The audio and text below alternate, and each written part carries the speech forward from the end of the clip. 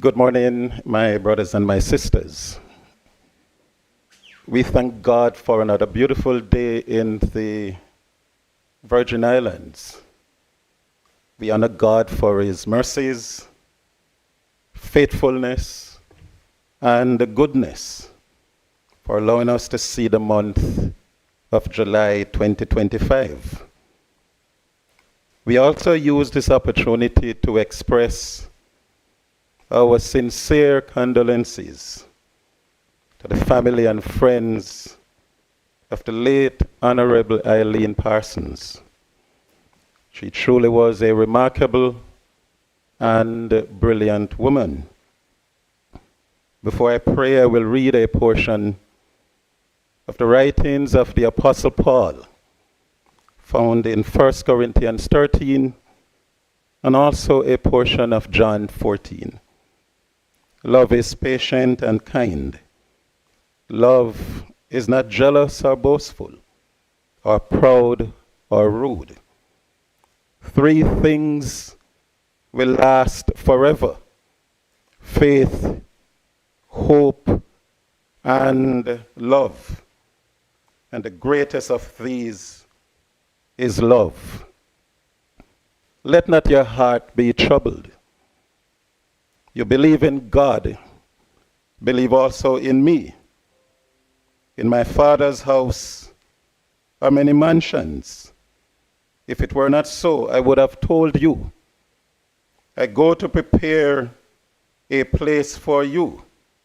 And if I go and prepare a place for you, I will come again and receive you unto myself, that where I am, there you may be also.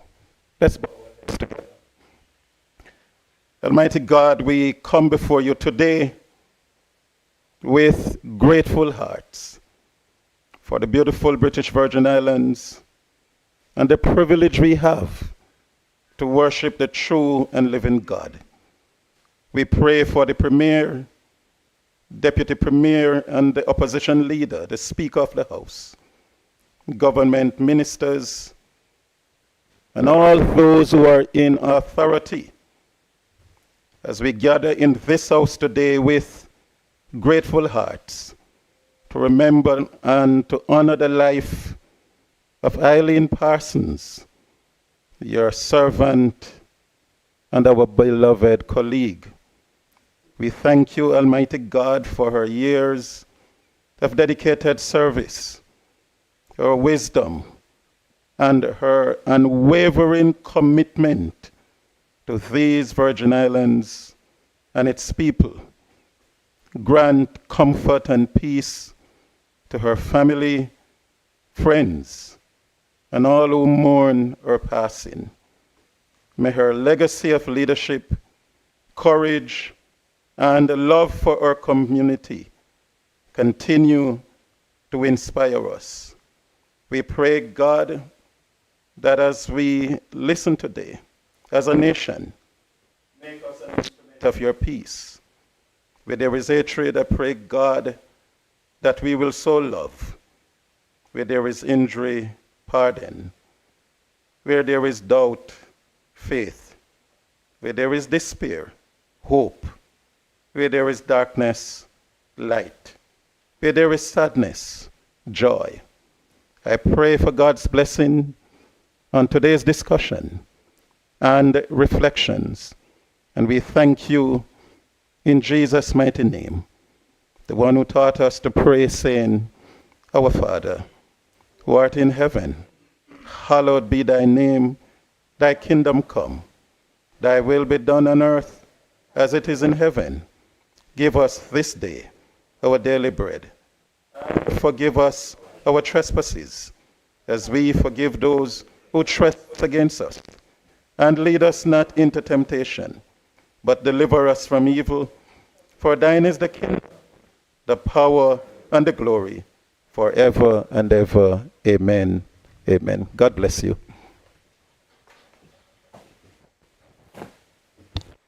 This house now convenes at 7.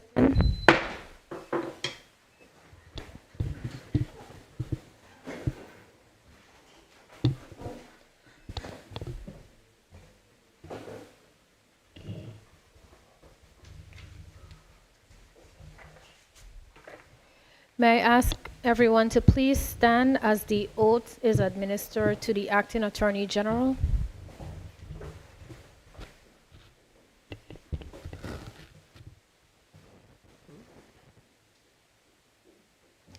I,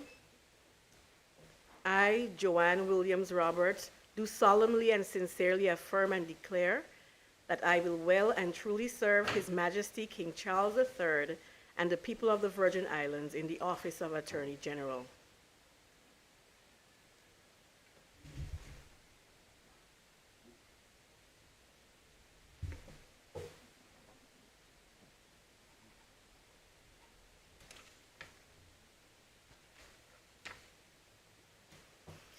I, Joanne Williams Roberts, do solemnly and sincerely affirm that I will be faithful and bear true allegiance to His Majesty King Charles III, his heirs and successors, according to law.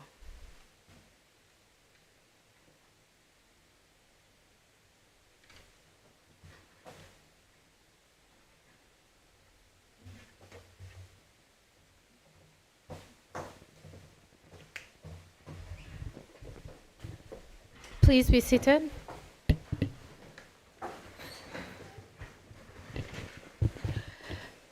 I call on the clock. Item number 3, announcements by the Speaker. Good morning, honorable members, family, and friends of Mrs. Parsons seated in the gallery, and our listening audience. Welcome to this special sit-in where the honorable members will pay tribute to Mrs. Eileen Parsons, OBE, a pioneer, visionary, champion for the community, but most of all, a daughter of the soil. Mrs. Parsons, along with Miss Etlyn Smith, as true trailblazers in the Virgin Islands, opened the political doors for women who no longer needed to knock, but rather walk in. May we take this moment to honor her legacy and reflect on the impact she made in our territory. Once again, I offer my condolences to those who are mourning her loss. May you find comfort in knowing that she lived a life full of purpose. She lived it her way and without apologies. I call on the clock. Item number 4, tributes to the late Mrs. Eileen L. Parsons, OBE. I recognize the Premier. Premier, before you begin, my apologies. Members, I think it's best for me to set a time limit at this time to ensure that everyone has an opportunity, as well as ensure that we can go through the process smoothly and not keep our guests and listening audience too long. So I will say 20 minutes per person. Thank you, Premier. Thank you, Madam Speaker. Madam Speaker, let me take this opportunity to yet again wish most sincere condolences to the family and the friends of Miss Eileen Parsons, and I want to greet those in the gallery who have come here to acknowledge her, and all those persons who are listening at home or watching via YouTube. I want to acknowledge you, Madam Speaker, for convening this special sitting. I believe since you would have been elected as Speaker in this House and the previous House, this perhaps would have been maybe the 4th past member who has passed. And of course, this year we celebrate 75 years of having a House of Assembly / Legislative Council. We would know that those who have been elected to the House of Assembly form a small and I would say prestigious fraternity, having the God-given opportunity to serve the people of these Virgin Islands. But it is a exclusive fraternity of those who have had the opportunity, Madam Speaker. And I know, Madam Speaker, you are also going through your grieving process, and in this setting I also extend condolences to you on the passing of your grandparent. But of course, I want to commend you for the way that you have been able to manage these very significant occurrences in the life of the Virgin Islands, as the passing of a member of the House of Assembly. Madam Speaker, Eileen Lucia Parsons, OBE, was one of the greatest daughters of the soil of these Virgin Islands. And Madam Speaker, I know that we have members in the House who have had a much longer relationship with Ms. Parsons, much stronger bonds.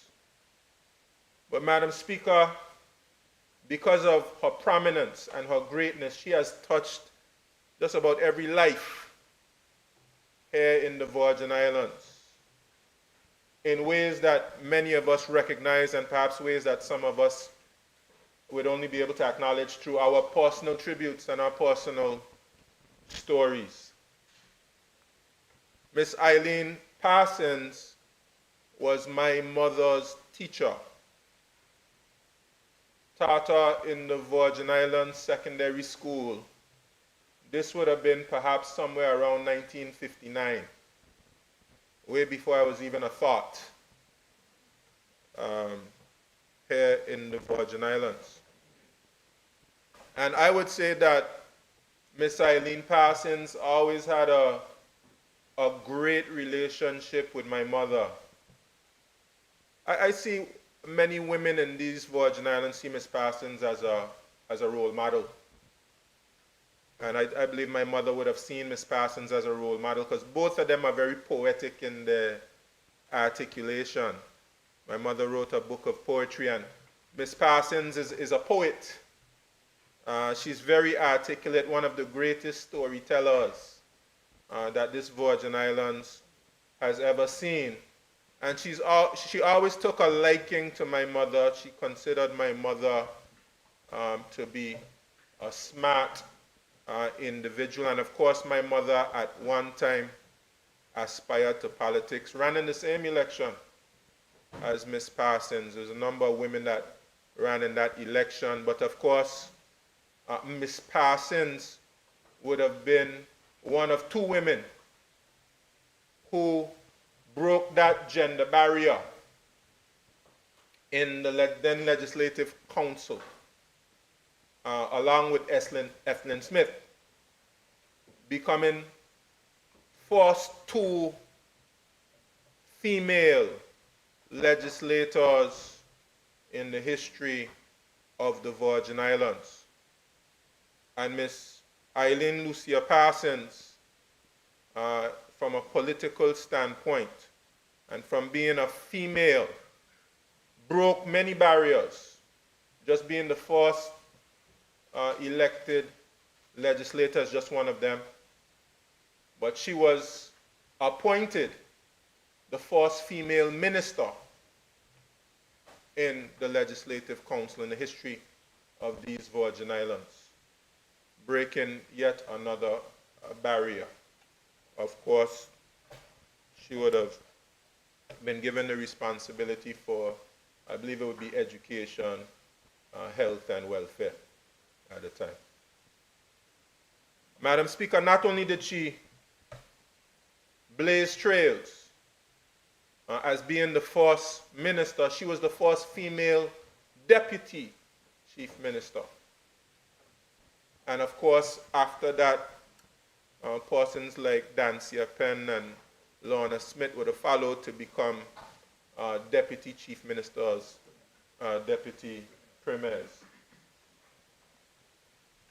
Madam Speaker. And this one I did not know, Madam Speaker, and doing my research I discovered that she was also the first female deputy speaker. So certainly, Madam Speaker, Ms. Eileen Lucia Parsons OBE has broken many barriers on behalf of women, and she holds a special place in the history of the Virgin Islands for her political feats on behalf of all women. And Madam Speaker, in the last few House of Assemblies, we've had several women legislators, and I believe they owe persons like her a debt of gratitude for blazing the trail and breaking the barrier. I believe when she was elected, she was the highest vote getter at the time in the newly introduced at-large system. Madam Speaker, I know some things will be repeated, and I'm not going to take up all the time, but there are three other areas that I would like to touch on as it pertains to Ms. Eileen Lucia Parsons OBE. The next is culture, Madam Speaker. I was searching through my mind, and I would have to come to the conclusion, Madam Speaker, and persons can challenge me on this, but I would say that as a cultural icon, there hasn't been anybody else in the history of the Virgin Islands who has made the contributions to culture as a cultural icon as Miss Eileen Parsons. I struggle to find anybody who is on her level and who's made the contributions that she has made. Of course, a former Minister of Culture. Not too long ago, I would have been invited to an event celebrating, I believe it was 50 years. I believe it was somewhere around 50 years of the Heritage Dancers, which Ms. Parsons founded along with others. And the Heritage Dancers remains a fixture as it pertains to Virgin Islands culture. And even now, Madam Speaker, I see young ones, even my daughter, who puts on the cultural frock that they have, the costume. Huh? Oh, however we refer to it, Madam Speaker. Yeah. And she herself used to sew. Very good seamstress. And she would have prepared up many of those costumes. So, Ms. Parsons, forgive me if it's not a frock. But, Madam Speaker, even my daughter has danced under the stewardship of Miss Heather Butcher, has danced with the Heritage Dancers, and I want to congratulate all those who have continued the tradition with the Heritage Dancers. But of course, she loved culture. And you see me here, Madam Speaker, donning my territorial suit. The leader of the opposition chose the bow tie. And of course, we have Honorable Mitch Turnbull, who chose the blue tie, and Honorable Mata the red tie. And I have completed the ensemble, Madam Speaker, with my territorial suit, looking rather sharp, might I add. But it would have been the leader of the opposition, then Minister of Education, Youth Affairs, Culture and Sports, who would have appointed her as the head of that territorial cloth committee, a fabric territorial fabric. And of course, Madam Speaker, as a result, we have our territorial wear, and I think will form a part of Ms. Parsons' legacy, and I see others who are involved in that particular process, either in the House of Assembly or in the gallery. She also, of course, was the head of the committee for, I believe, the territorial song. And I see one of the composers of the territorial song shaking her head. So I know that's correct, Madam Speaker. But no doubt about it, as a cultural officer in the Department of Education, working alongside persons like Charles Whitley, she has made a fantastic contribution. When I was a child, Miss Parsons had me out there in a little elf costume in the festival. Still remember, it had a little bell on it. And we used to participate in the parades and the festivals. And up to the last festival we had, just like she did every year, Miss Parsons would have a float in the festival with the heritage dancers. And she would insist that I get on the float because she had a little something for me. And I'll get that in a little bit, Madam Speaker. But of course, this is Miss Parsons, and Miss Parsons would keep it real. So we're going to have to keep it real as well. Madam Speaker, she was a cultural icon. Madam Speaker, the next area is, before I move off cultural icon, Madam Speaker, I should say she's a sports enthusiast. Persons would know about the great love that she has for softball and the great love that she has for horse racing. And of course, she was a fixture at the softball games and whenever we would have the horse races. And of course, I know of course she's not happy that we hadn't had horse racing for some time.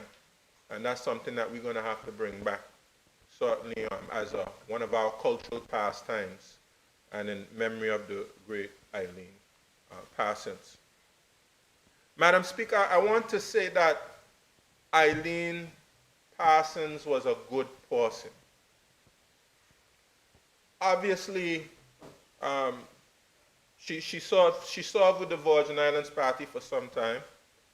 I believe she would have first been elected as an independent, but she did serve with the Virgin Islands Party. But of course, she also served with the National Democratic Party. And given the fact that she was on the National Democratic Party and I was with the Virgin Islands Party, that didn't interfere with the relationship that we had. Ms. Parsons was territory force, and she would tell you what's on her mind, and then we could laugh and be friends. So she and I enjoyed a very good relationship. She would invite me up to Manchester whenever she had the opportunity. In fact, the last time I saw her, she told me I have to come up there pretty soon. We know we were getting pretty close to her birthday. And obviously when Ms. Parsons have a birthday, it's a big thing, and just about the whole territory at some point in the day would be up at Manchester. But I want to say that she was a good person and always treated me well, regardless of her political views or her personal views about particular things. We enjoyed a very good friendship, and I appreciated the way that she treated me. And when I went to Manchester, Madam Speaker, she had a special drink for me. She knew that my drink of choice was Brugal. And she would ensure that when I'm there, I would have some white Brugal and some coconut water. And whenever I was there, she had it. She made sure that she had it for me, along with some great food, Madam Speaker. Madam Speaker, let me say to the people of this territory and to all who are gathered here for this special sitting that Miss Eileen Lucia Parsons, above all the accolades which have been accomplished by her, and all the ways in which she has been acknowledged and honored. Above all, Miss Eileen Lucia Parsons was a patriot of these Virgin Islands. She was a patriot. She loved the Virgin Islands more than anything else. This territory of the Virgin Islands is one that she had a deep passion for. This territory of the Virgin Islands was one she was willing to die for, and she certainly lived for. She loved the Virgin Islands, Madam Speaker. And I think if we can do anything in honor of the late, great Eileen Lucia Parsons, is that we can take up the mantle of patriotism. Regardless of where you were born, regardless of where you're from. Once you reside in these Virgin Islands, you can take up the mantle of patriotism and fight for the betterment of the Virgin Islands. You may not be in the area of culture. You may not be in the area of politics. It may not be in the area of sports. But every single person must find their niche, find the area in which they would like to contribute and give their all to make a better way for the future of these Virgin Islands. Madam Speaker, I'm going to miss Miss Parsons. I will miss her dearly. Just on the eve of turning 95, God has blessed her with many years. And while I know that she would have had her health challenges, and of course, having her legs amputated, and the other challenges she would have experienced, I'm glad that in those 95 years, we had the opportunity to experience her vibrance, her vivacious character, almost to the point that we were all very surprised to hear of her passing. And I don't think that we really, and it was perhaps fitting, Madam Speaker, that we didn't get to see her really suffering.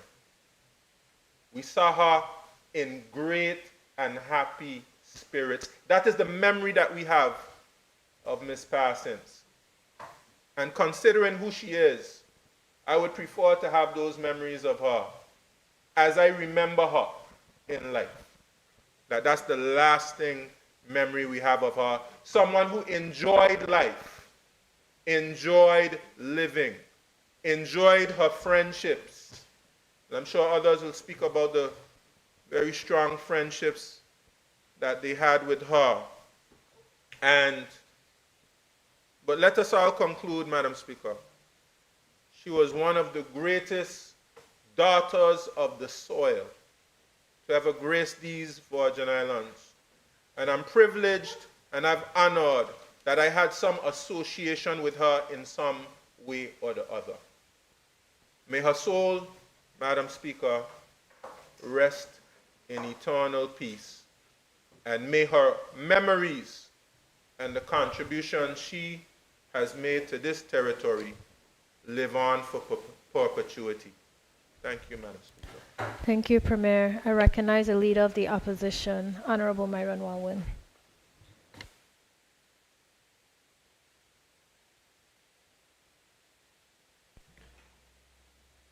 Thank you very much. Madam Speaker. Madam Speaker, I rise today to offer my humble contribution as we gather in this honorable house, not merely to mourn, but to celebrate and enshrine the life, legacy, and enduring influence of an incomparable woman, a woman of grit and grace, a matriarch, a cultural torchbearer, a fierce advocate for progress, a stalwart of Virgin Islands' pride and identity, a woman who, in great and subtle ways, shaped our development and consciousness as a people, the Honorable Eileen Lucia Parsons, OBE. Madam Speaker, I chose to share my thoughts in writing today, rather than speaking extemporaneously, because it would have been immensely difficult for me to capture the full essence of such a larger-than-life figure without diminishing her in the process. Against this backdrop, Madam Speaker, I ask for your kind permission to read from my prepared text. Mrs. Parsons, affectionately known as Miss P to many, Lady I to some, and simply Eileen, to those privileged enough to be in her inner circle, transitioned from this life quietly in the early morning of June 22nd, just shy of her 95th birthday. And yet, I dare say, nothing about her life was ever quiet. She was a force, a storm when necessary, a breeze when needed, but always, always a radiant light. I remember in one of our conversations, spoken not with boast, but with gratitude, where she said to me, "Life loved me back." And indeed, Madam Speaker, it did. Life loved her richly, fully, enough to give her a story worthy of legends, and one that will forever be etched into the soul of these Virgin Islands. From modest beginnings, she emerged as a woman of many firsts. She was the first director of tourism, a role she performed with poise, traveling far and wide, selling the BVI not just with brochures, but with her heart. She was one of the first 2 women ever elected to the Legislative Council. She was the first female government minister, the first female deputy chief minister. Each of these titles she bore with dignity and purpose, not as merely accolades, but as tools for nation building. And yet, Madam Speaker, she was never one to boast. She simply did the work with passion and conviction, with a smile that disarmed and a tongue that could cut, but only ever in service to truth. When the late H. Laverty Stout asked her to open a college for the people of the Virgin Islands, she said yes, and delivered what would become the H. Laverty Stout Community College, a cornerstone of our educational infrastructure, a home for intellectual awakening and professional training that continues to shape generations. When she was asked to help to envision the framework for what would eventually become the Department of Culture, she brought vision and voice. When she looked around and she saw our cultural traditions were slipping into silence, she revived them. She didn't wait for permission, she stepped up. She founded the Heritage Dancers and Community Singers. She reintroduced the Platpole in schools, and she designed and decorated festival floats. She helped steer the committee that gifted us with the symbols of our identity, the territorial song, the dress, the pledge, the signs that make us us. Madam Speaker, she would often say, in that unmistakable cadence, "God bless, I had liked to be in things." And indeed, she was always in things, not on the sidelines, not in the shadows, but front and center, with her hat tilted, her words chosen carefully, and her impact impossible to miss. She chaired the 60th festival celebrations, and under her leadership, the planning committee delivered what can only be described as a stellar success. I recall calling her to thank her for all her support and assistance to me when I was Minister for Education and Culture, and she remarked, "Child, if I could do all this with no foot, you could imagine what I could have done if I had the two." And Madam Speaker, with your permission, I just want to give a public service announcement to those persons who intend to be revelers in this upcoming parade, that they ought to limit the use of flesh and feathers. Ms. Parsons may not be here with us in body, but she's certainly still here with us in spirit. She was also unapologetically a political animal. Her words, not mine. And in this House, she elevated the level of debate with every contribution. She never spoke just to be heard. She spoke with purpose. And she challenged her colleagues. She interrogated ideas. And she sparred with giants of that time, Ralph O'Neill, Omar Hodge, H. Lavity Stout himself. And yet none of them could quite match her combination of intellectual firepower, cultural wisdom, rhetorical flair, because she had a good command of language that could stir hearts or shake egos, sometimes both in one sentence.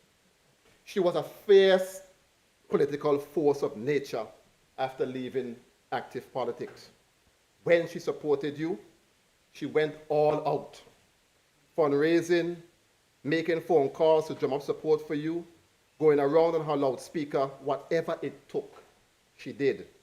But when she was against you, she turned into a one-woman campaign machine, and God see for you. When you had that support, it was like riding on her festival parade float. But when she was against you, it was like being under that same float with her driving it. I could tell you, because I had the not so distinct pleasure of being on both receiving ends of Ms. Parsons' political energy. I am, however, grateful that in the end, she called me to give her full and unequivocal support for the alliance, which she demonstrated publicly. To use an analogy from her favorite sport, softball, politically speaking, I was batting 2 for 3 with her. That is not a bad batting average at all. She was not afraid to call a spade a spade. She was not afraid to challenge the status quo. She was not afraid to speak truth to power, even when that truth made the room uncomfortable. And when she stood to speak, you listened. Whether you agreed or not, you listened, because her voice mattered, because it carried weight. Her presence in this House of Assembly elevated the standard and reminds us all that politics, when done with principle, is a noble calling. Madam Speaker, Ms. P. was deeply human. She suffered loss. She grieved the death of her daughter and took on the responsibility of raising her grandchildren. She endured immense physical pain after the loss of her legs, yet her spirit was never dulled. Her laughter, her intellect, her energy, they endured and they inspired. She was the kind of woman that could deliver a stirring address at Government House in the morning and then belt out the lyrics of Man Like You by the Lashing Dogs at a party in the evening without ever compromising her dignity. That was her magic. She was grassroots, refined, but not removed. She was approachable. She was present. She was, in every sense, ours. She gave generously of herself to her friends, to her radio audiences, to her grandchildren and godchildren, to her country, and to every Virgin Islander who ever needed a voice in the room when they couldn't be there themselves, simply because she cared about people and fiercely embodied the spirit of the Virgin Islands. Her contributions to arts, culture, education, healthcare, governance, and civic life cannot be measured by simple metrics. They ripple and will continue to ripple throughout time, through people and through generations. And while this chapter of her life has ended, the book she has written with her words, her work, and her will continues. Every time a child learns the plat pole, every time a decision is made in the House that positively benefits the people of this territory, every time we sing our territorial song, every time we step onto this soil and feel proud of who we are, she is there. Madam Speaker, this House, this territory, and this generation owe a profound debt to Ms. Parsons. She helped us see ourselves more clearly and reminded us of who we were and challenged us to be more. Her fingerprints are on every institution she touched, and her footprints are on the path that many of us now walk. As the representative for the 6th electoral district, I am truly elated that the people of our district saw it fit to honor Ms. P with the Lifetime Achievement Award for her tremendous contributions to the territory just over a month ago at our annual recognition ceremony. To honor someone while they're still with us is one of the highest forms of respect we can give. And I am deeply grateful that Ms. P allowed that moment. She gave us the chance to celebrate her work, and her legacy in her presence. So today, I offer my deepest respect, my gratitude, my admiration, my affection, and my vow to carry forward in whatever small way I can the torch she held so high for as long as her voice, her vision, and her valor will never be forgotten. Thank you, Madam Speaker. Thank you. I recognize the Deputy Premier, Honorable Julian Fraser.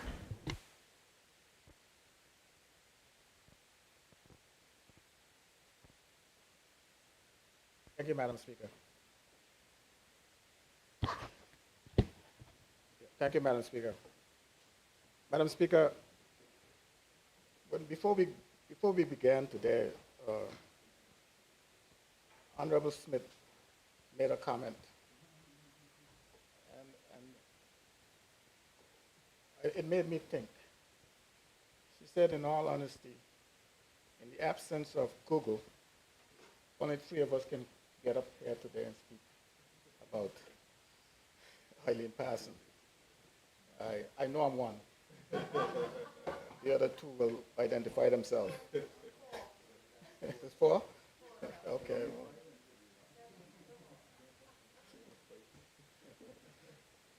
So far, they're doing very good.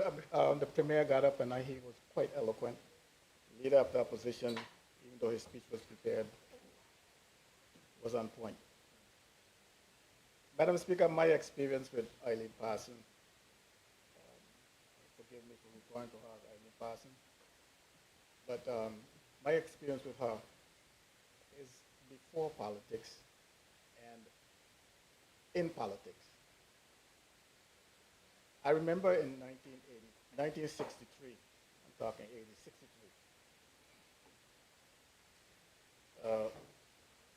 62 really.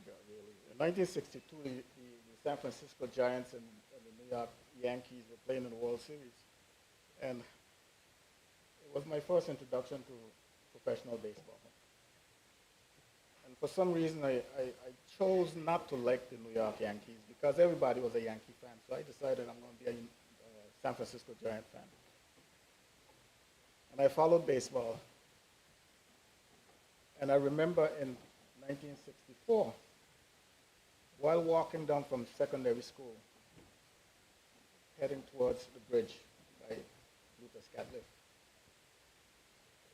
there's a tree that teachers kept classes under. And I'm passing by and I'm hearing this baseball World Series blaring with the St. Louis Cardinals and the New York Yankees. And I'm wondering to myself, which teacher on earth could be so brazen as to have their class listen to a baseball game? And when I looked, it was Eileen Parson. And there I knew that this was a different person. She was different. Why? I didn't know. I think I found out just recently that she was born July 5th, and we are kind of different. And since that time, I got to know that Ms. Parson was this different person. She did things that were different from others. And I happened to have left the territory for quite some time.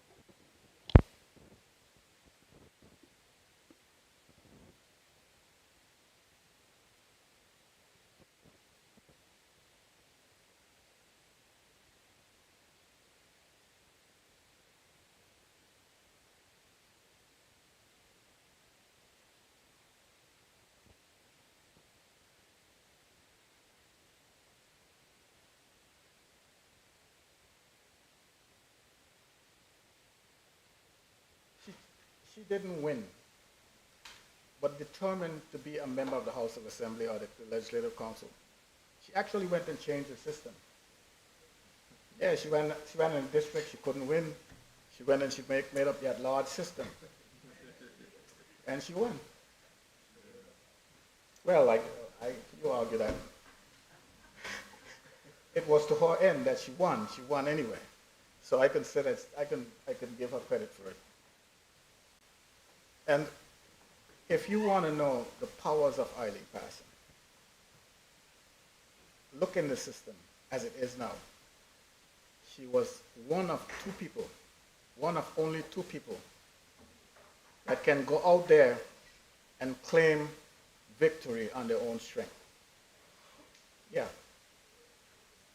The only other person that can do that was Dr. the Honorable Orlando Smith. Check it out. Eileen was no slouch when it came to politics.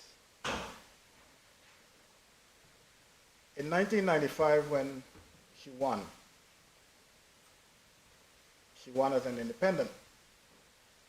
And the Virgin Islands Party, along with other political parties, there were two parties in the opposition and a slew of independents. And the night of election, we didn't have the system that we have now that you can get the results before you leave the polling station. We went through wee hours of the morning waiting for results because the at-large people didn't come in till 6 o'clock in the morning. After the counts came in, and we were waiting for the at-large, the Virgin Islands Party had 6 members. And they were waiting for a 7th. That 7th was to come from among the opposition. There were 7 members down in a house in McNamara lockup trying to decide, well, you got the numbers. The only thing they could have been trying to decide was who is going to be the leader. Among them was Eileen Parson. She was there. And we went down Long Bay. The Virgin Islands Party went down Long Bay with Levity, the leader, waiting for somebody to break, sending emissaries out to bring somebody down so we can form the government. Nobody came back. Early in the morning, we ended up in Maria's, still waiting for someone to break. Meanwhile, these 7 people down in this house in McNamara lockup can't decide what to do. So we're in Maria's, and Eileen Parson was not afraid to ask for what she wanted. And she never lose. No matter what the argument is, she never lose. When we got so tired at Maria's and the Premier Levity Stout asked Ralph, did you make contact with Eileen, Mrs. Parson? He said, yeah. She said she was joining if Ralph is the chief minister, he'll join us. You know, that was a non-starter. So when we looked, we saw Pops coming with Eileen. And we know that once they entered the room, it was all over. So they came, and I wouldn't go through the details of how the government was formed, but we formed a government. And the Virgin Islands Party was able to form a government. It wasn't long thereafter that the chief minister passed. That's Lavity Stout. So who came to the rescue? Eileen Parson. So she won. No matter what she goes through, she always wins. She wanted to be a part of the government, and I'm going to do it on my terms. I'm not going to be forced into what you want. It's going to happen on my terms. So she came and joined the government.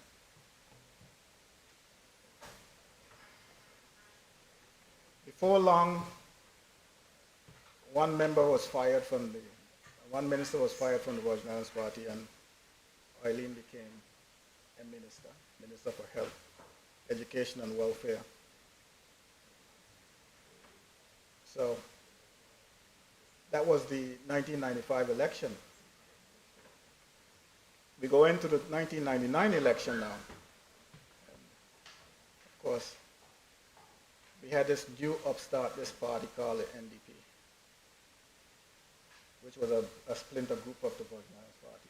They all came from the Virgin Islands Party. And again, the Virgin Islands Party won outright. And Eileen then became the deputy chief minister of the Virgin Islands Party. At this time, I had entered into politics and I was a member as well. I was a minister along with her.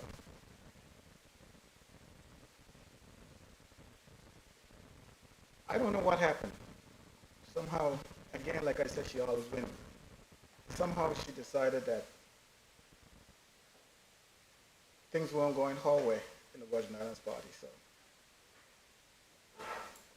the NDP, I don't know why they did it, but they decided that they were going to try to throw us out.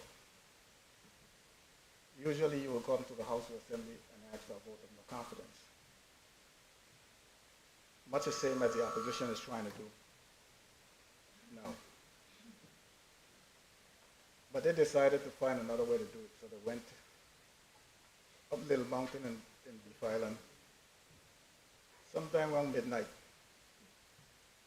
I'm home and I get a call saying, come, I must come McNamara quick because these guys are trying to form a new government. And like I said, Ms. Parson was a minister with us.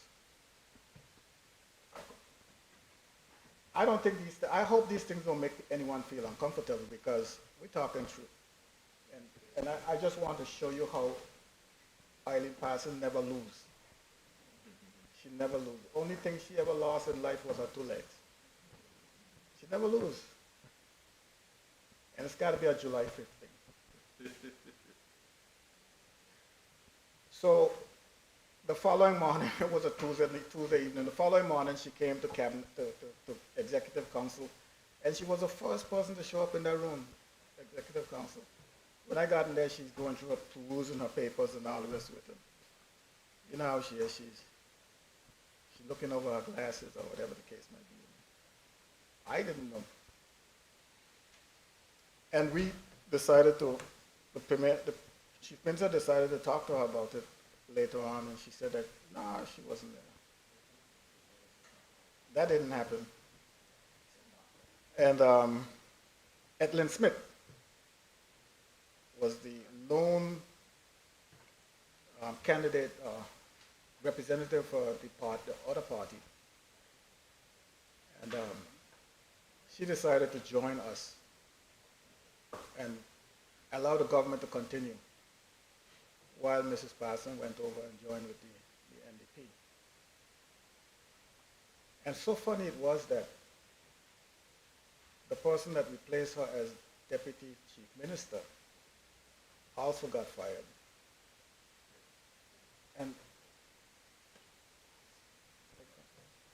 And also got fired, and we went through, so they both became NDPs. We went through the election of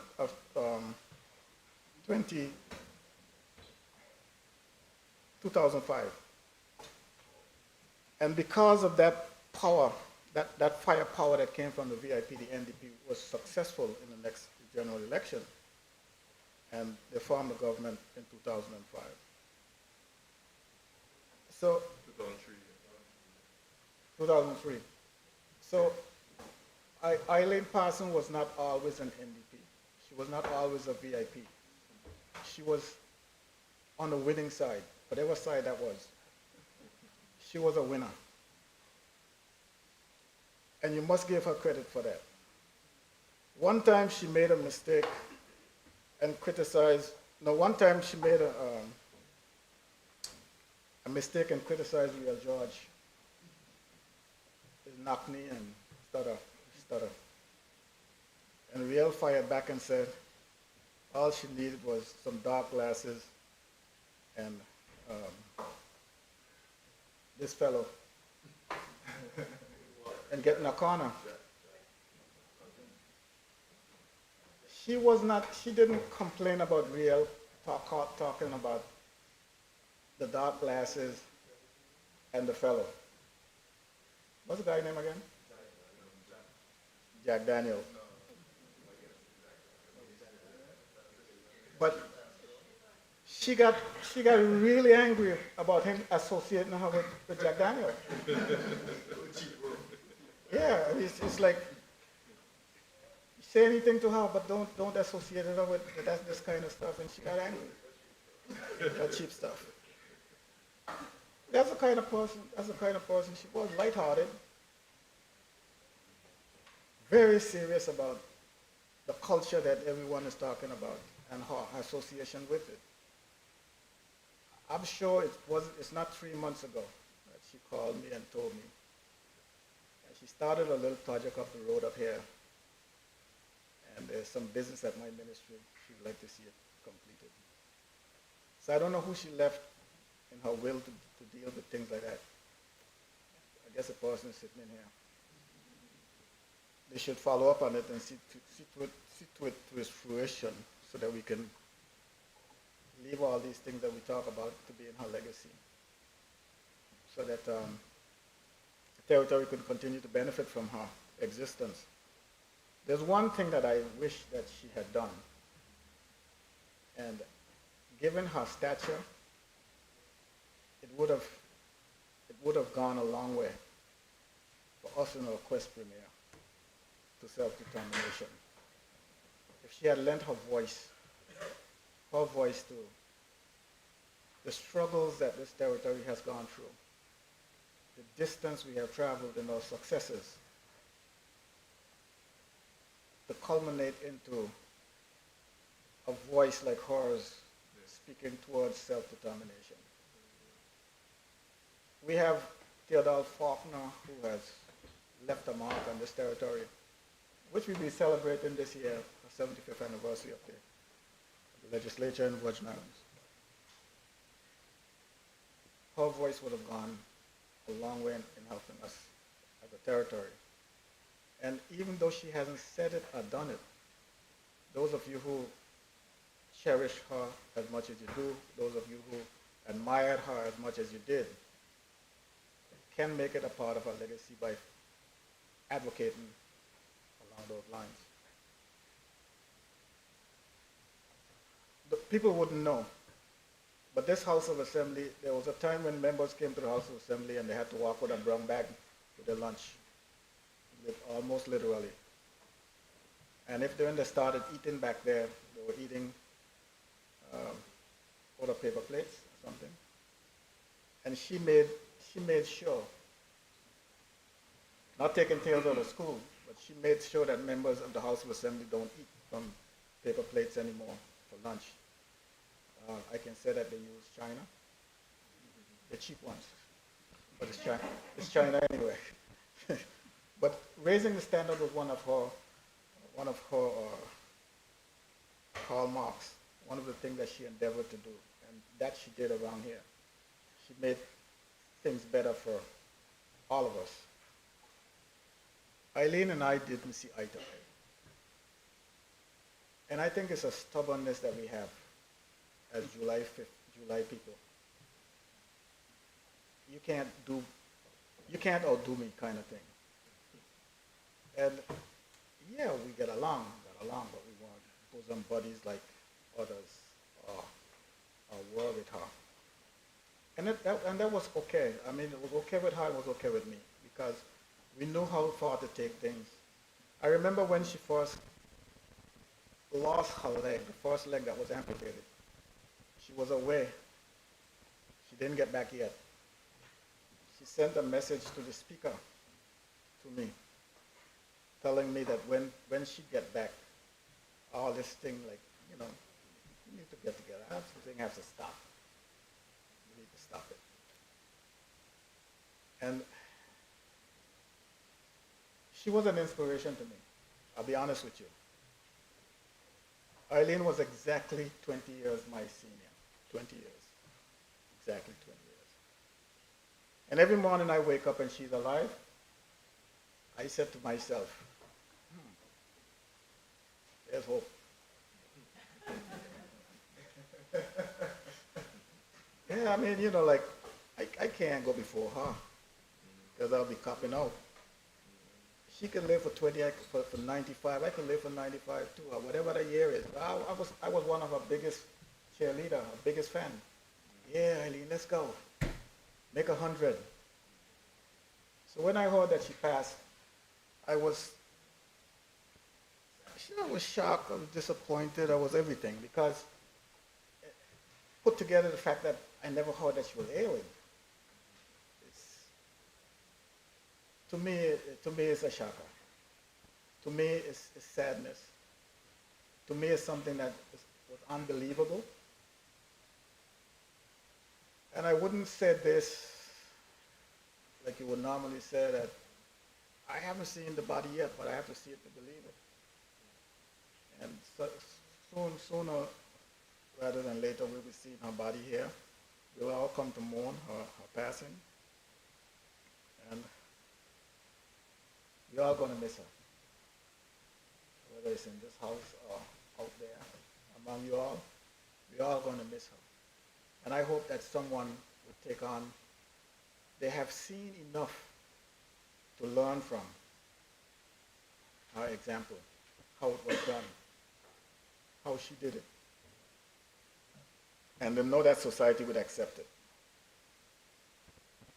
With that said, I extend my sincerest condolence to her family and her friends, which is the entire territory, as a matter of fact, on her passing. We in this house will miss her first, because as the Premier said, it's a small fraternity. We are all brothers and sisters in this house.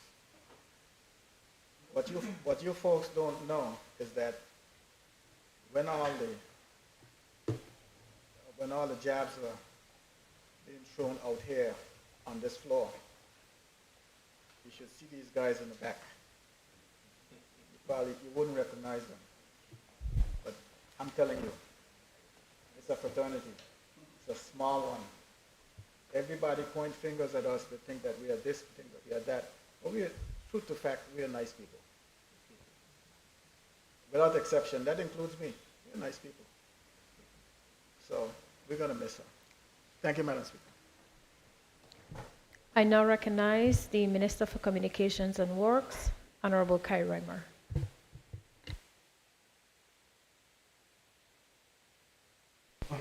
Thank you, Madam Speaker.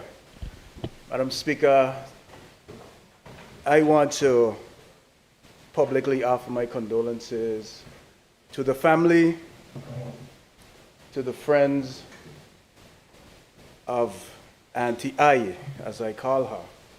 And we have quite a lot sitting here in the gallery today, and just want to offer my condolence. Madam Speaker, I would start by asking, what is a legacy? Is it by the years lived, or the indelible mark left behind? Or is it the echoes, like the laughter that would come from Mrs. Parsons' Manchester's home? Or is it the commitment to these Virgin Islands? Madam Speaker, today we honor Eileen Lucia Parsons, OBE. She was a homemaker, she was a mother, educator, author, dressmaker, politician, secretary, treasurer, sport enthusiast, cultural icon. She was relative to many and friends to much, much more. She was a living archive for these Virgin Islands.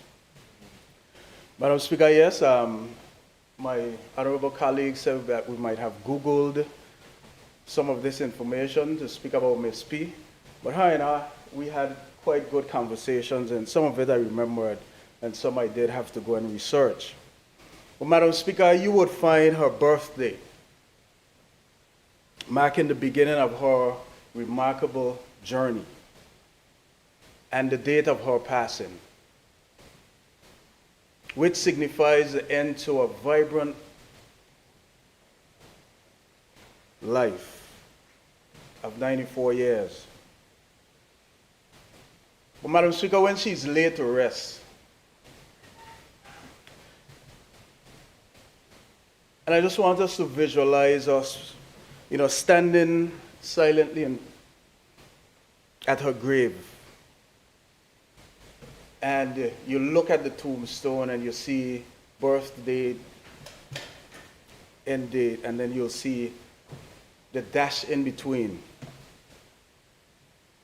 That dash, Madam Speaker, represents a lifetime of experiences, challenges, triumph, and a whole lot of love. If you magnify that dash, you would uncover a journey of resilience, creativity, and an unwavering commitment to her community. Madam Speaker, you would see a left-handed child overcoming societal stigma, a student who pursued knowledge with relentless determination, a politician who would have broke barriers, a cultural architect who would have revived our heritage, and a matriarch whose warmth touched countless lives. Madam Speaker, that little dash encapsulate a lifetime of laughter, perseverance, and a profound legacy that continues to inspire us all. Madam Speaker, in exploring her foundations, I stand here as the proud district rep for Miss P. And you know that she was born in the 5th district over there in Kooten Bay. And she passed living in the same area up in Manchester. Madam Speaker, she would have left the 5th district early. She went to West End. Then she moved. She was going to school there for a little while, and I guess she faced challenges with, being left-handed. I understand, because at that time, she was seen as a crapo. I guess that's how it was back in the day. And the saying back then was that you owe the devil a day's work. I'm not sure if anybody knew that, but that's what I heard. It's true? Yeah, right. She then moved to Rotong Methodist School and then on to St. Thomas, where she eventually graduated from Charlotte, Mali. And she graduated in 1949. And she went on to acquire quite a lot of certificates. In Puerto Rico, she got one in dressmaking. She got one for industrial arts in New York, secretarial science in the College of the Virgin Islands, dressmaking again in New York. She did hospitality management and variety of courses. Ms. P was relentless in her pursuit. Madam Speaker, her political journey, I could speak quickly on that. I know that she ran 3 times in the 5th District, 83, 86, and 90. And, those defeats honed her resolve. She listened deeply, and she was encouraged by many. And in 95, she had a historic victory, 1,675 votes. It was the highest vote getter at that time. And, the celebrations went there. She had quite a lot of firsts, as were mentioned earlier. But when you speak about her being a cultural architect, she played a pivotal role in resurrecting our heritage. She formed the Heritage Dancers.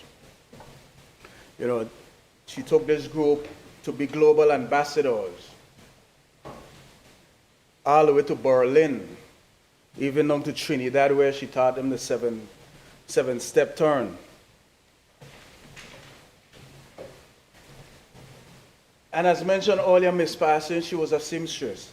And she sewed many of the costumes and uniform herself. And some are actually worn today in some of the performances by the Heritage Dancers. For years, she had a troupe, and I think she won 21 consecutive years. That is a testament to her dedication. Now, to speak a little history of her life, she was a cultural officer from 1984.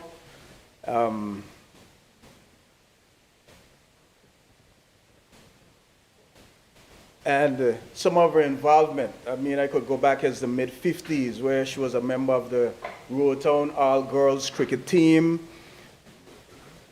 53, she was a member of and a participant of the Festival Committee. 62, she was a founder and a president of the Women's Athletic Association. 62 to 65, she was a member of the Jester Softball Club. 75, she was a founder of quite a lot. She was a founder and treasurer of the BVI Community Singers. She was the chairman of the festival committee. She was the the treasurer and secretary for the Blue Wings Softball Club. In 76, she was the secretary for the Softball Association. She was a chairman for the Briarcliff Hall also. We mentioned the founder for the BVI Heritage Dancers, vice president of the softball again. And she was even a part of the Library Services Committee. Ms. P was a writer as well. She made contributions to the Virgin Islands View magazine. I think that was out of the US Virgin Islands, writing stories on what was happening in the BVI. And she often said, I could recall this conversation, it was the easiest money she ever made during those times.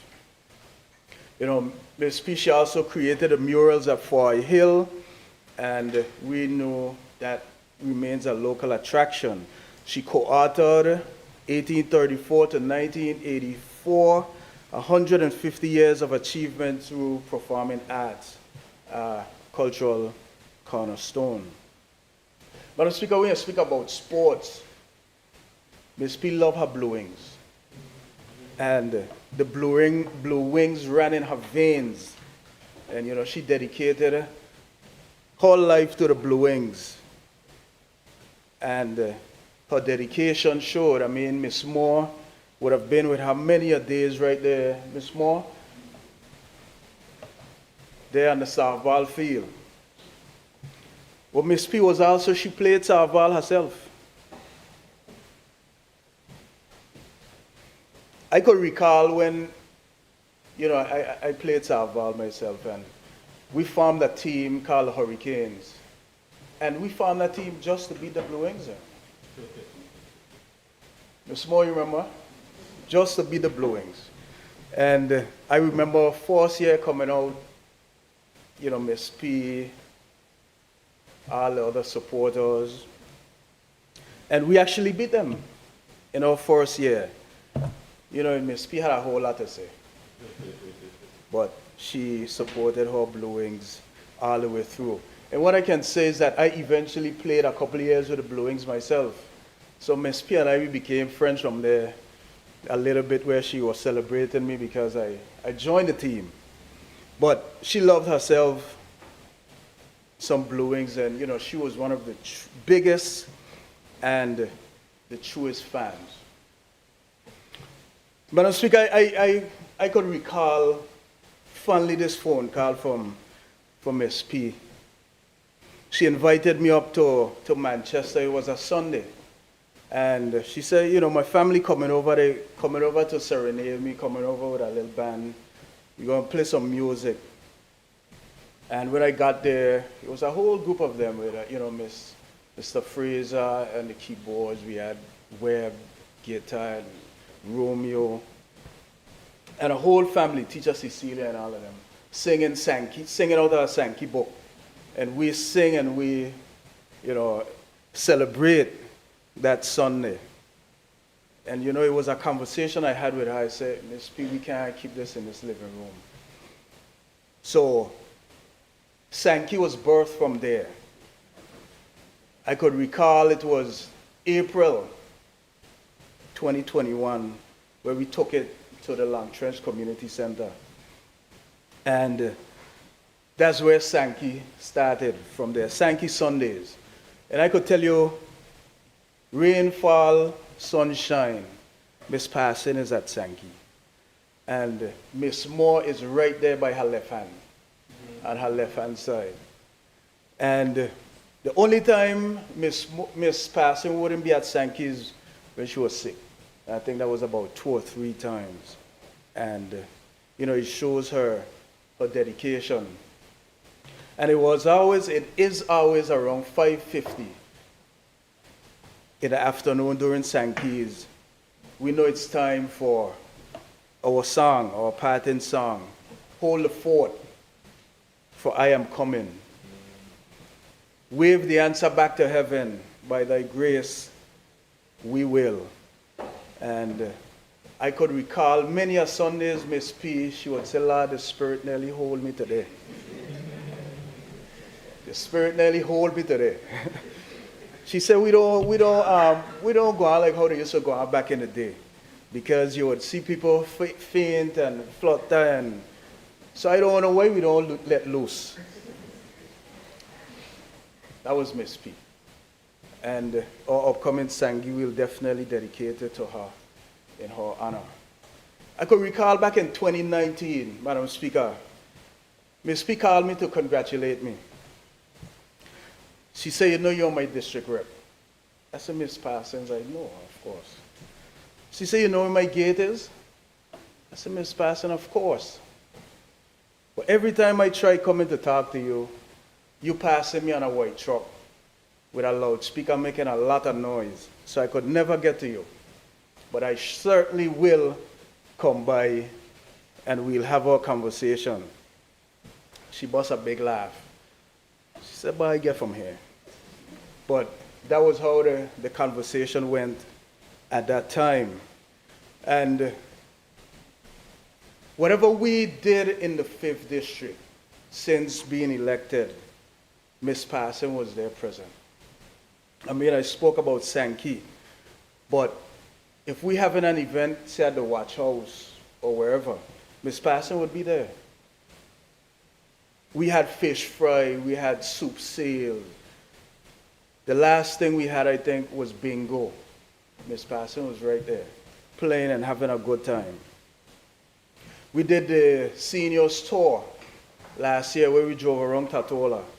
Miss P was right there, for us, waiting for us to get started. I remember her calling me to tell me, "I want Ishmael to drive me around." I said, "Miss P, I don't know who's going to drive us around yet." But we ended up using a young gentleman, Mr. Green, and she said, "A young boy taught me things I didn't even know." I was so impressed. Well, Miss P, she enjoyed those activities. And she was a very good orator. She had all the stories. When we went and we sat for lunch, it was time to tell stories about things of the past.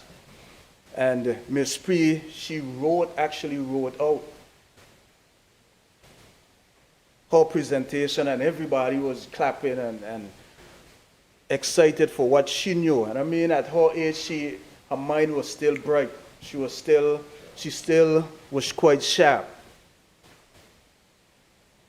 Other activities, other initiatives in the district, I recall us doing a prom initiative where we want to make sure that all the graduates had, the proper attire and were, the less fortunate, they were able to go to prom after they worked so hard. When Miss P heard the ad on the radio, she called me. She said, I got some gongs up there.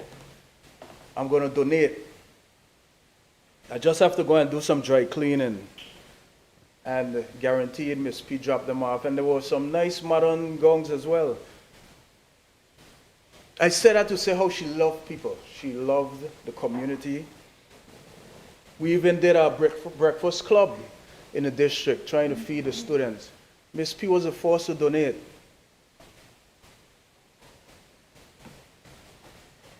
She was the first to donate. It shows her love for people and her love for the community. Madam Speaker, we knew she was a double amputee. I mean, it was more than 14 years ago where she lost her legs. But that didn't stop her. Miss P didn't miss a beat. Just a couple weeks ago at HLSCC graduation, Miss P was up front. They're watching the students get their certificates. I didn't even know, but they said that Miss P was the midwife of HLSCC because she took on Lavity's dream of a college and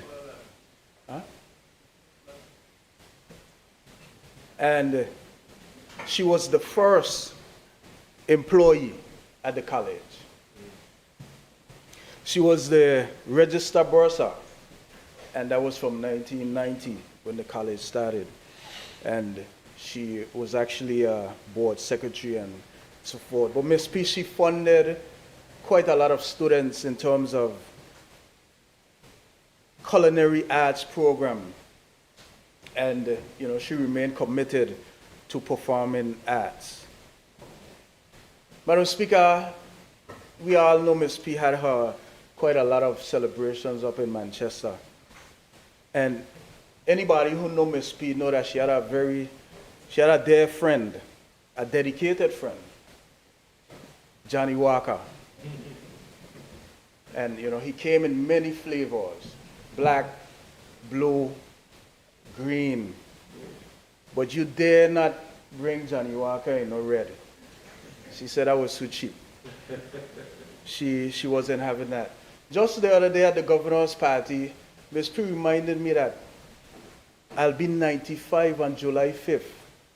Make sure you go and you bring a blue when you're coming up. Ms. Moore, you was right there. So you heard the conversation. And sadly, I could say that was the last conversation that we had at the governor's party. But, her legacy indeed will live on. And Miss P's outlook on life can be summed up in two of her favorite sayings. She said, do good and be kind without counting the cost or expecting a reward.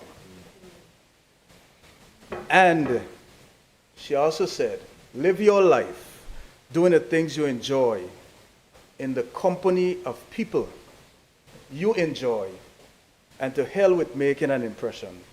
That's what she would say. Miss Parsons, Lady I, Auntie I, Lady P, she was truly a patriot. She was truly patriotic.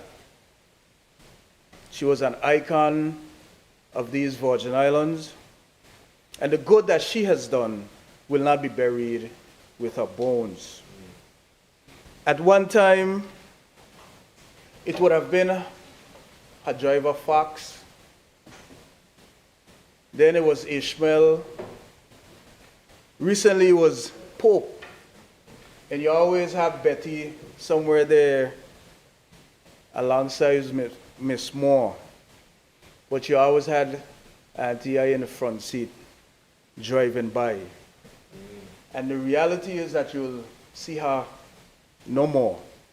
So I say, rest in peace, Auntie I. Your legacy is our inheritance. Hold the fort. You held the fort.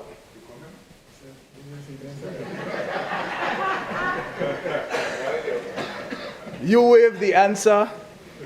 By thy grace, we will. May her soul rest in peace. Thank you, Madam Speaker. You know that was a line. Which one? I recognize the Territorial at-Large Member, Honorable Stacy Mather.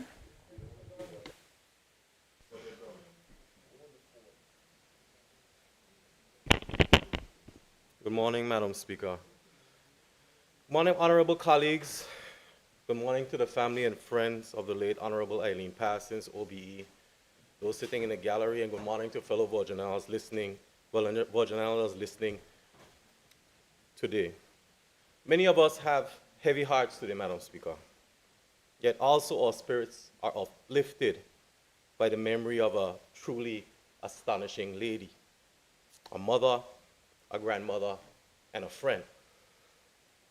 Madam Speaker, to speak of Miss P is to speak of an unwavering love, a love that radiated outwards beyond her family, embracing her country, its vibrant youth, and indeed every precious moment of life itself. Madam Speaker, Miss P was a beacon of passion, a testament to the power of conviction, a tireless advocate for the Virgin Islands she cherished so deeply. Her presence among us was a gift. Her legacy and enduring inspiration will live among all of us. Madam Speaker, in 1997, many of the other members talked about when Ms. Parsons was elected in 1995. I graduated from high school in 1994. So yes, some Google, but some experience, Deputy Premier. I met Ms. Parsons, I think in 1997, 1998, in what was Althea Scatliff. And to say that Ms. P was not intimidating back then, as she was even in her recent times, is an understatement. Ms. P looked at me and she said, well, how Nicholas doing? Madam Speaker, for a young educator, it was quite intimidating, but I also understood who I was speaking to, and I appreciated that. Ms. P's patriotism was not merely a sentiment, it was a driving force.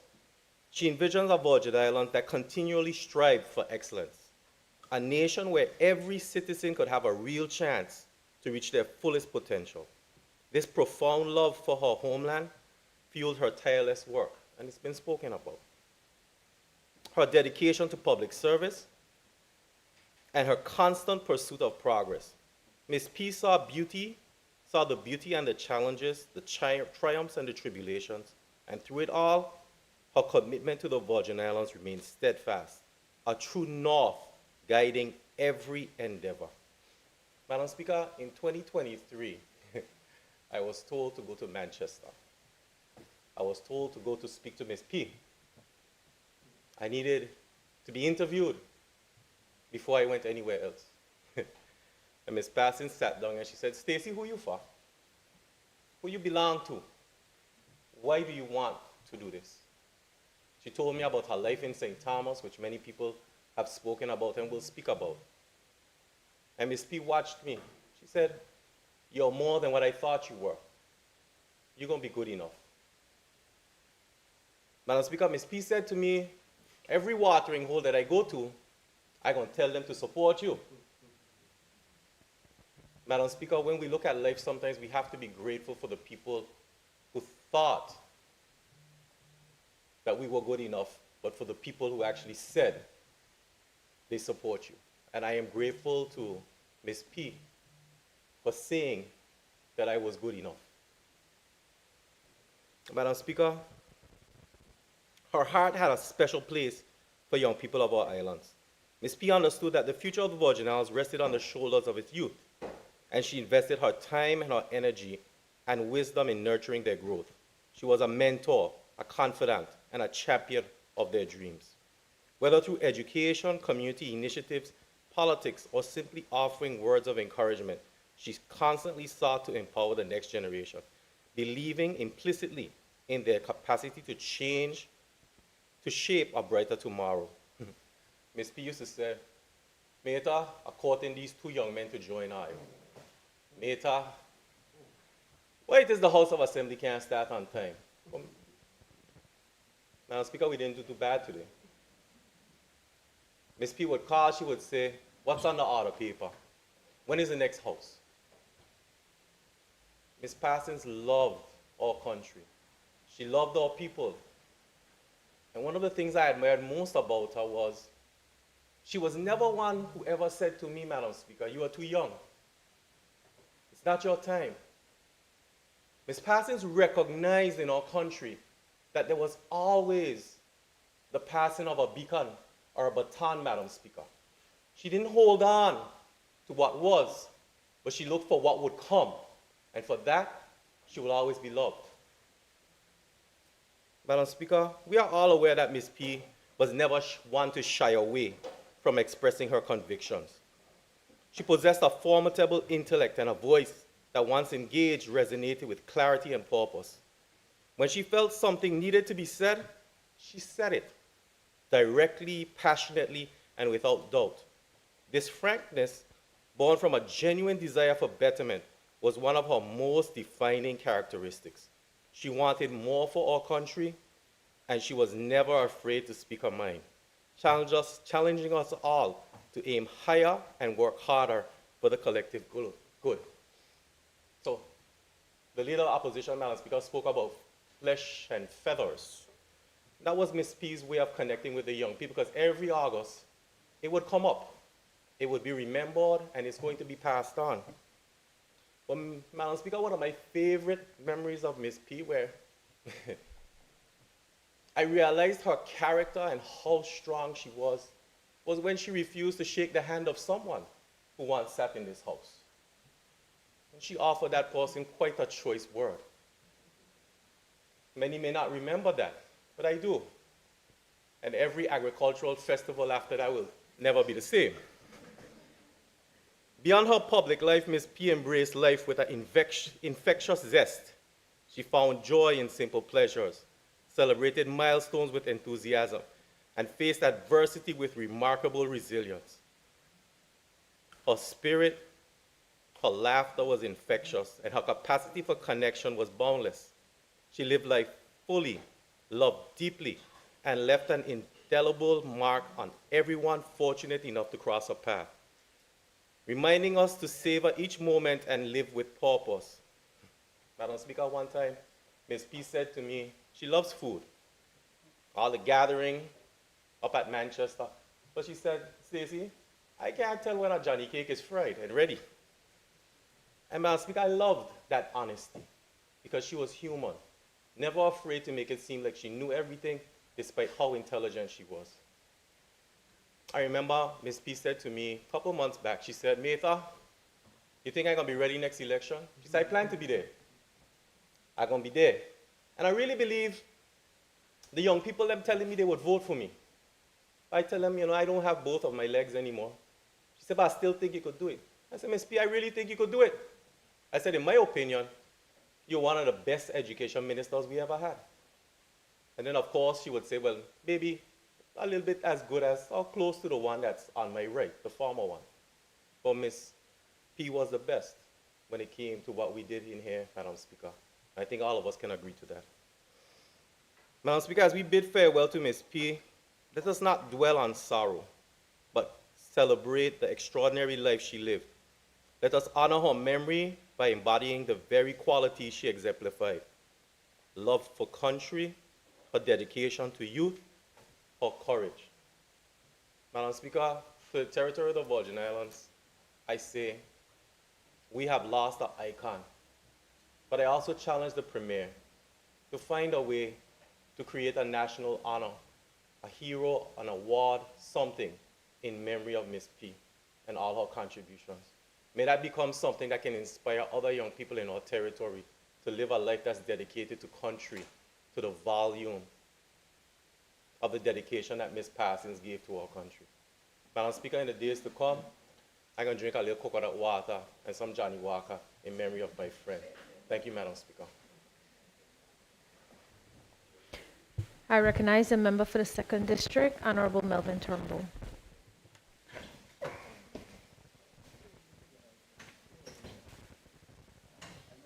Thank you, Madam Speaker. Madam Speaker, I first want to recognize the family, friends, and supporters of the late Honorable Eileen Parsons, OBE, that are here in the gallery, those family members that will be traveling home as we prepare to lay her to rest, to all the supporters and persons that Mrs. Parsons would have impacted or imparted some sort of knowledge or left an imprint in the minds of hearts of those persons. I also, Madam Speaker, want to take the time to recognize a special group of seniors from the 2nd District who are meeting now and they are listening. The Oasis group,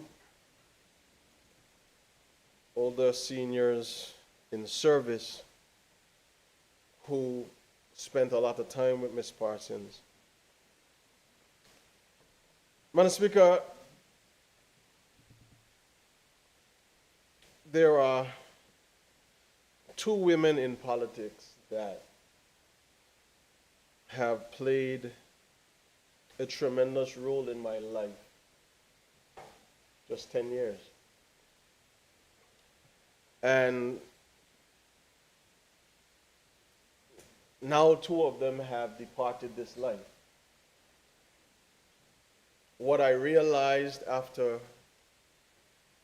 forming a relationship with both of them was that one was a mentor and the other one was a mentee. Remembering the late Dolores Christopher, who was the mentee, and now Honorable Eileen Parsons, who was the mentor. Madam Speaker, there are souls in this world that don't just live among us, they shape us. They mold us, correct us, challenge us, and love us into the people that we become. And Mrs. Eileen Lucia Parsons, OBA, affectionately known as Miss P, respected at times and feared many times, was one of those rare souls. Born on July 5th, 1930, and departed this life June 22nd, 2025. She was not just a mentor, she was not just a cultural warrior, she was not just a politician, she was a mother to me, to many in these Virgin Islands, and she was a teacher of the history, the culture, and one who instilled in us how to love and promote these Virgin Islands. In my own journey through the politics over this last 10 years, there were many voices in the wind. But Mrs. Parsons' voice cut through the noise like a lighthouse in a storm. Whether she would call me to tell me the last or latest happenings that was going on in any political party, or she would call to pray or argue with me or discuss something in Scripture that she wasn't sure about,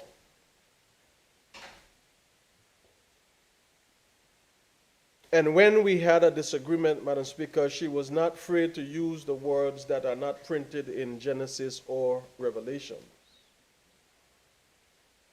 But her voice carried weight, it carried wisdom, and incredible wit.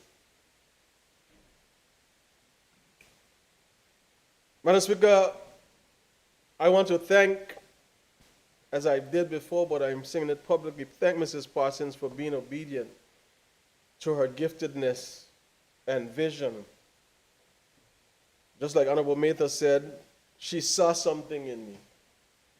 I remember when I was stepping up to be a candidate in the 2nd District, and we spoke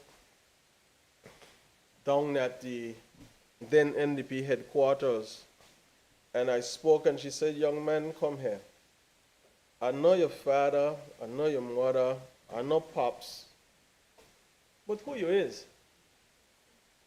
And where you learn to speak like that. And I explained to her a little bit about myself. She said, "I have something I want to give you." And it wasn't a week after that. She gave me a pamphlet that I still have in my office at home, campaigning in the Virgin Islands in the 1990s. Mrs. Parsons and Dolores Christopher, during my first term in office, nominated me to be for vice presidency of then the National Democratic Party's internal election of 2018. There is one thing that can't be questioned, is Mrs. Parsons' quiet persuasion and her powerful influence. She had a way of pushing you without you realizing it. And she was pushing you so hard, but so gently, but you felt like you were being shoved. And when you did realize how fast she pushed you, you don't halfway up the hill, so you gotta just keep going. But she was one that believed in young people. She was one that never was afraid to encourage young people. At 94 years of age, I have never seen someone able to relate and have conversations with her peers, Miss Moore and Miss Dory and all the others, and then reach down to some of the youngest children. I remember my daughter said to me a couple of days ago, she said, "Daddy, you remember when I used to be afraid of older people?" I said, "Yes." She said, "But Mrs. Parsons opened her arms so wide, I had no choice but to come and hug her. And then I fell in love with her." And that's the type of person she was. She transcends generations, but she understood the importance of building the future. She was a walking, talking archive of the Virgin Islands history, our unofficial national tongue, and an open door. Now, I know we would talk about some of the things that could cut you deep, but I found it interesting the first time I heard Miss Parsons pray. And before she prayed, she gave her a little preamble, "Well, you know, I ain't sure, I ain't the closest one to heaven, and this and that and the other." But when she prayed with scripture. And one of the things that I learned is God is not a God that can deny himself. So if you speak the words to him, he'll hear and answer you. And she was one that understood the things of God, had a respect for God, and wasn't afraid to show it. Ms. Parsons could go from scripture to scandal in 30 seconds and still serve you a cup of your favorite beverage. But my thing up the hill at Manchester, you got to bring my bang bang. She loved people. She had her watering holes, which were her sacred spaces, and all, where stories would be poured rum and wisdom ran deep like cane root. Her home at Manchester was an invitation for laughter, for learning, for love. She was the founder of the Heritage Dancers, not for praise or pageantry, but because she knew that in the rhythm of our people's feet was the beating heart of our culture. When she gave, and she gave, even though she may not have had. She gave with a smile and insisted that you not argue with her, just take what she gave you. And when I said to Ms. Parsons a few years ago that you taught me, Speaker, I said, Ms. Parsons, you keep talking about this heritage dance, so since I come in this house, you writing these letters for this heritage. Ms. Parsons, you remember down by then, now Ivan Dawson Primary School, then King Adam, you come down there and teach me heel and toe and step, step, step, and slide and slide and slide and clap, and slide and slide and clap. She said, let me see you do it. And I do it one time. She said, but you ain't forget. I said, you are a good teacher. She was the first woman, as other members would have said, elected as a minister of government in these Virgin Islands. As we get ready to celebrate our 75th year of democratic governance, that is something that truly matters. It echoes, Madam Speaker, and her legacy will stand firm. Mrs. Parsons was a cultural custodian of these Virgin Islands, not merely a patron of the future, of the culture. She was the culture. She lived our culture. Her fingerprints are pressed into the heartwood of our traditions, of our celebrations, and our rhythms.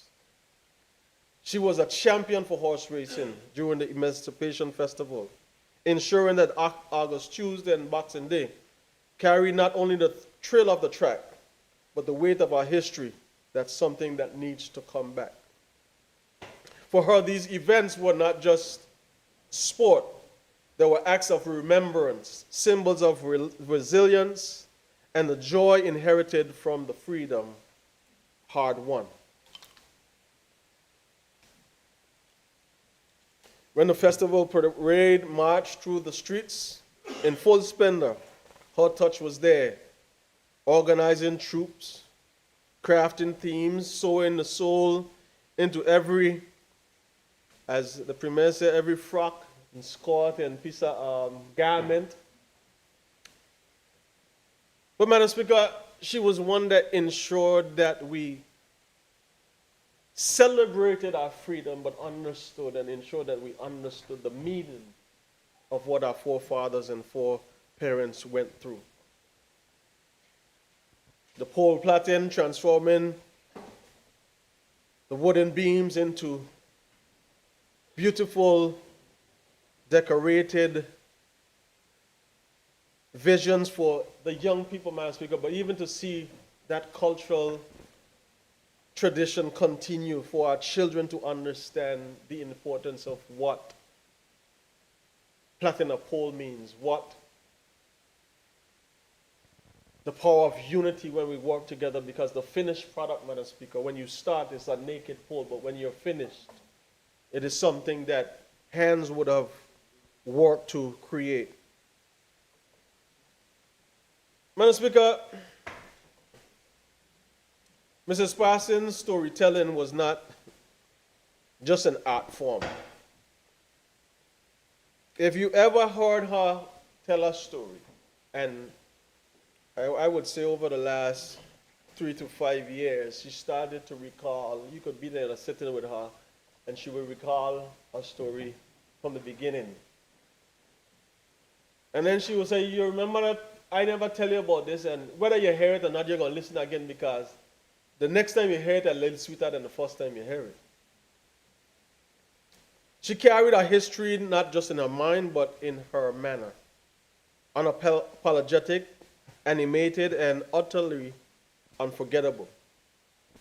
Because of her, the BVI culture is not just merely preserved, it is alive. Mrs. Parsons was a minister of education, yes. Minister of culture, absolutely. She was minister of health in body and spirit. But she was also a minister of ministers, unafraid to challenge her own government, and willing to cross the floor when principle outweighed party. And that took courage. The kind that is mostly read about in books, but she lived it. Even when her body slowed her steps, her legacy ran laps around many. Even when her feet could not carry her, her influence carried a generation. And when I sat by her side, after getting the call from Honorable Baldwin last Saturday night,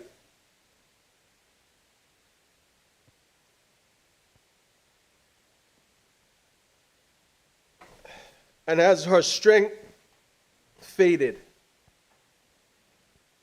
and I prayed with her,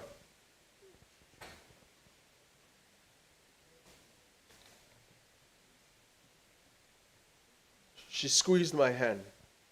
No words, no scripture, just a squeeze.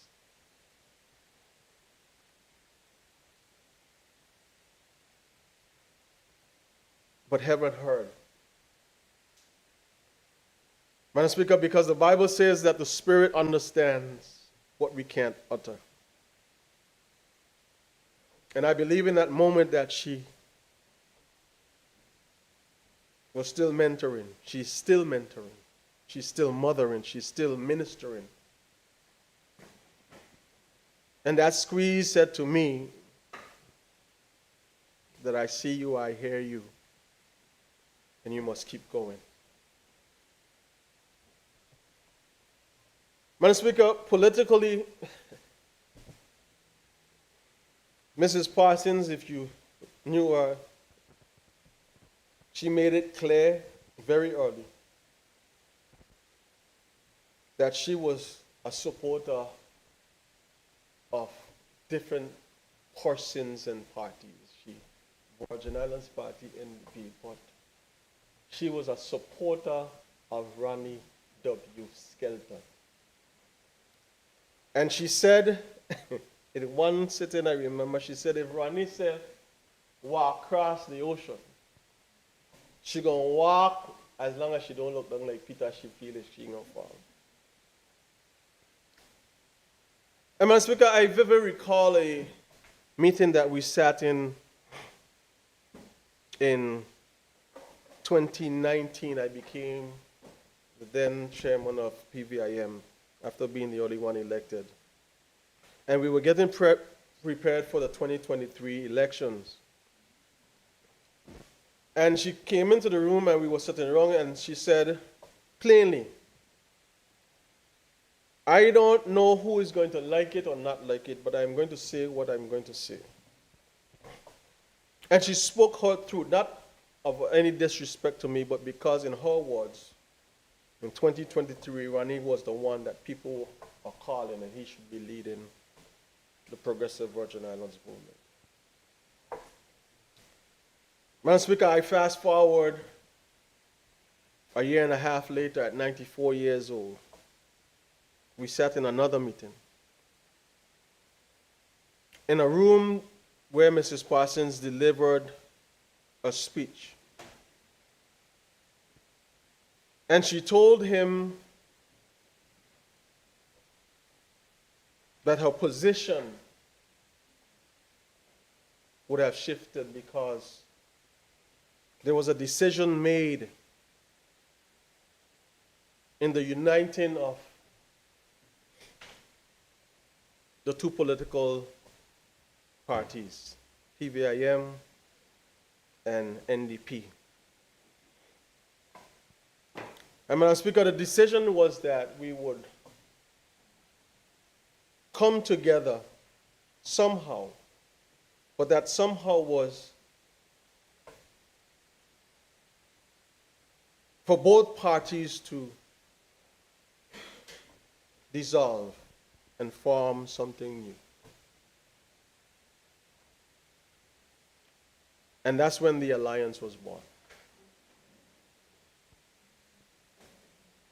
Madam Speaker, since then I have seen, I have read information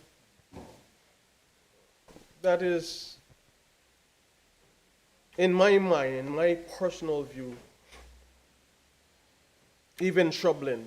Because, Madam Speaker, it even questions Mrs. Parsons' ability to think for herself. Because she gave her support somewhere else. It even questioned, Madam Speaker, her ability to make a decision and not know what she's doing, but suggested that she was being used by us for political gain. Madam Speaker, when I spoke to Mrs. Parsons, she said, Mitch, you know the thing about me? I am 94 and not 49.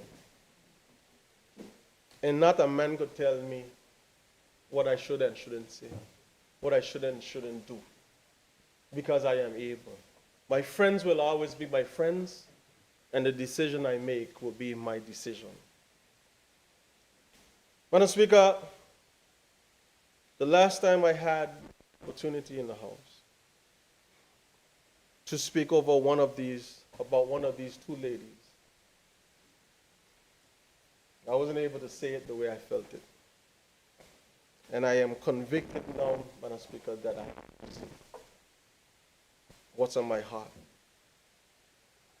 And say it, Madam Speaker, in the way that Mrs. Parsons would have led me and mentored me and helped me to understand that being bold, Madam Speaker, ain't just for the sake of being bold, but if you speak what you feel, whether persons like it or not, they will make their decision. Madam Speaker, Mrs. Eileen Parsons, OBE, a woman so dynamic that she deserves her own alphabet.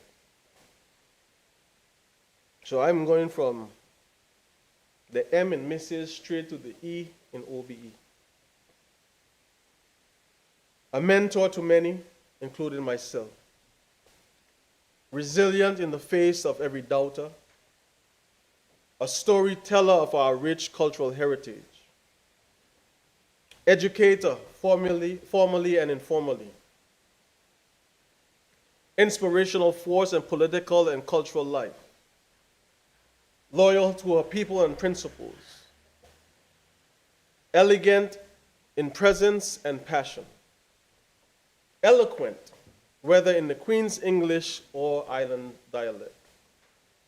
A nurturer of young minds, young leaders, and young dreamers. A pioneer as the first elected female minister. Authentic, never pretending to be what she wasn't. Radical when radical love was required. Strong-willed, strong-hearted. Original, one of one. A national treasure by any measure. Spirit-filled in faith and conviction. Outstanding, bold beyond belief. Everlasting because legends never die. May the memories of Mrs. Eileen Lucia Parsons, OBE, who is gone from this earth, but never from my memory, from our hearts, or from the history of this Virgin Islands. Rest in peace. Rest well, Miss P. Rest well, cultural matriarch. Rest well, my mentor and friend. Your work is done. The seeds have been planted. Your legacy is to dance and soar for the generations yet to come. Thank you, Madam Speaker. I now recognize the Deputy Speaker, Honorable Carl Dawson.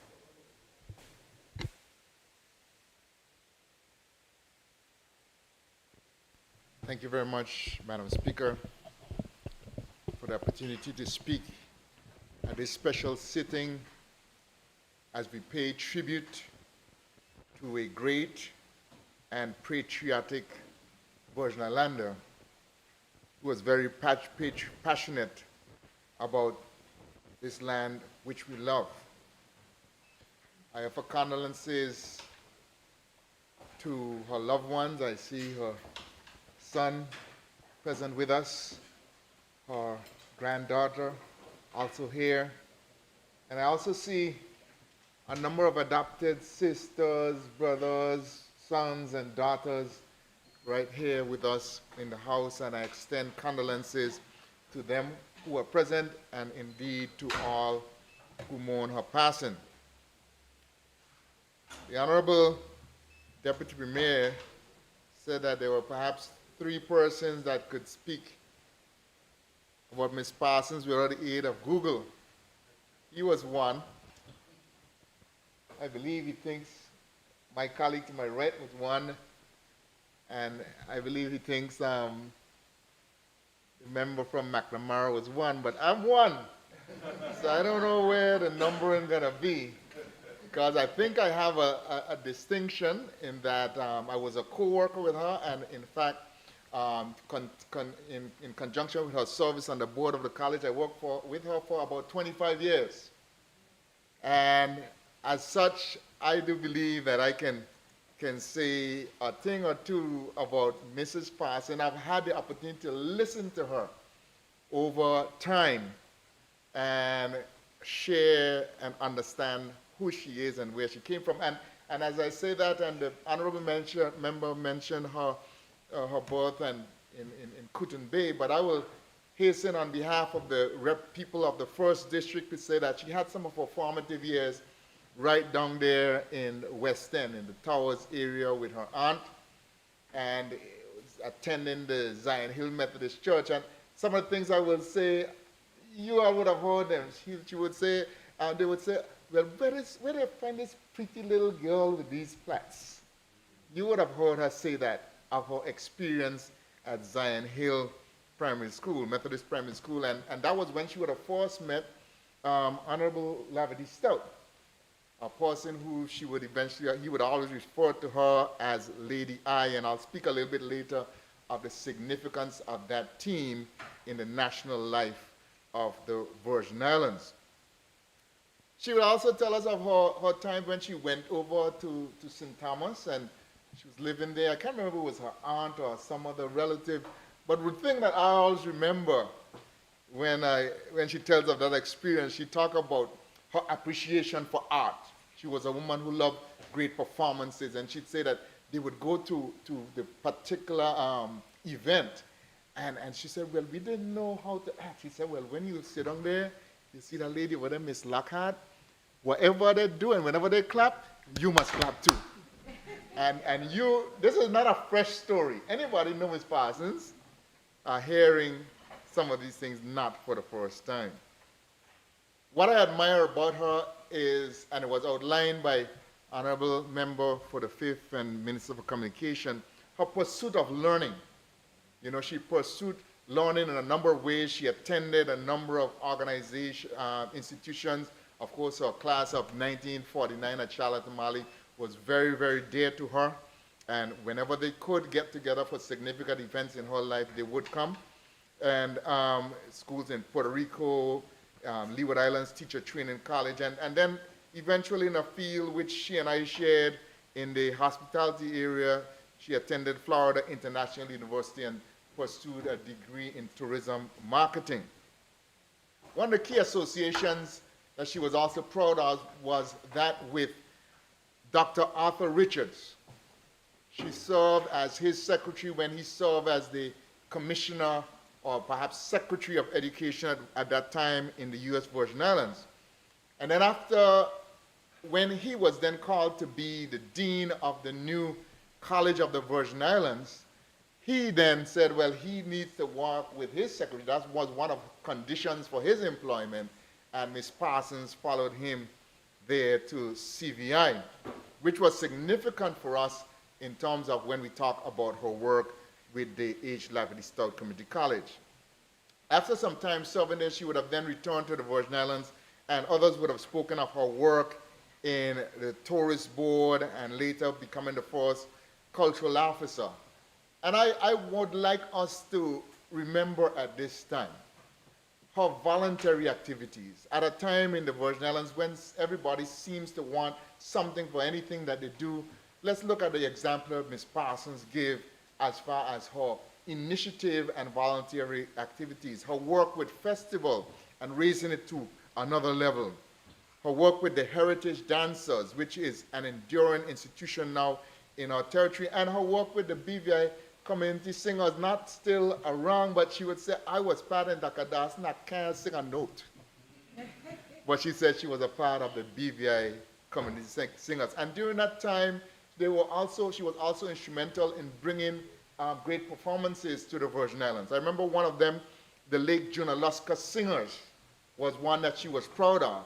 And then at that time, perhaps one of the greatest well-known international artists was Chuck Mangione, the famous trumpeter. And she was very much involved in bringing that here to the Virgin Islands. Yes, Sister Luce, I got that one in before you. But her passion also continued into other areas such as sports, as has been said, and I can't take away from the actual softball player to say how much she loves softball, just that I know that when it's a softball game, you know exactly where you can find her. And I think that one of the things that we should also recognize is not just her administration of softball at the local level, but at one point she was the vice president of the regional association of softball that is covering South America and so on as far as softball in the region. She was actually vice president, and I think that's something of note. At festival time, I think she combined two of her loves. Her love for festivals and also her love for the heritage dancers. So the heritage dancers had a float ongoing for many years, depicting the history and culture of the Virgin Islands. And I would get up close and personal with it because her partner in crime on that was oftentimes my uncle Ruben Vanterpool. And I know sometimes many August Sunday night when you're at the Queen Show, we up by the workshop out there finishing up the last pieces on that float. And she would be, please, Ben, you overdo yourself this time. And some of the things we have right up at her home, I'm glad to see some of the things that are preserved on the wall, some of that work that has been done through the years. And he also collaborated with her, and one of the perhaps would be more the enduring contributions as far as art is concerned on the Foy Hill murals. That has become a standard stop for tours, and we must realize that it was commissioned by Mrs. Parsons during her time, I believe, as Minister of Education and Culture. We saw the persistence of Mrs. Parsons in the elections. She went up against a big man at the time, Mr. Cyril B. Romney. And Romney was no easy guy to run against. But Ms. Parsons kept going and going, 83, 86, 90, until what Mr. Honorable Member for the Third said, she created a system for herself and resulted in her victory again as the top vote getter in that period.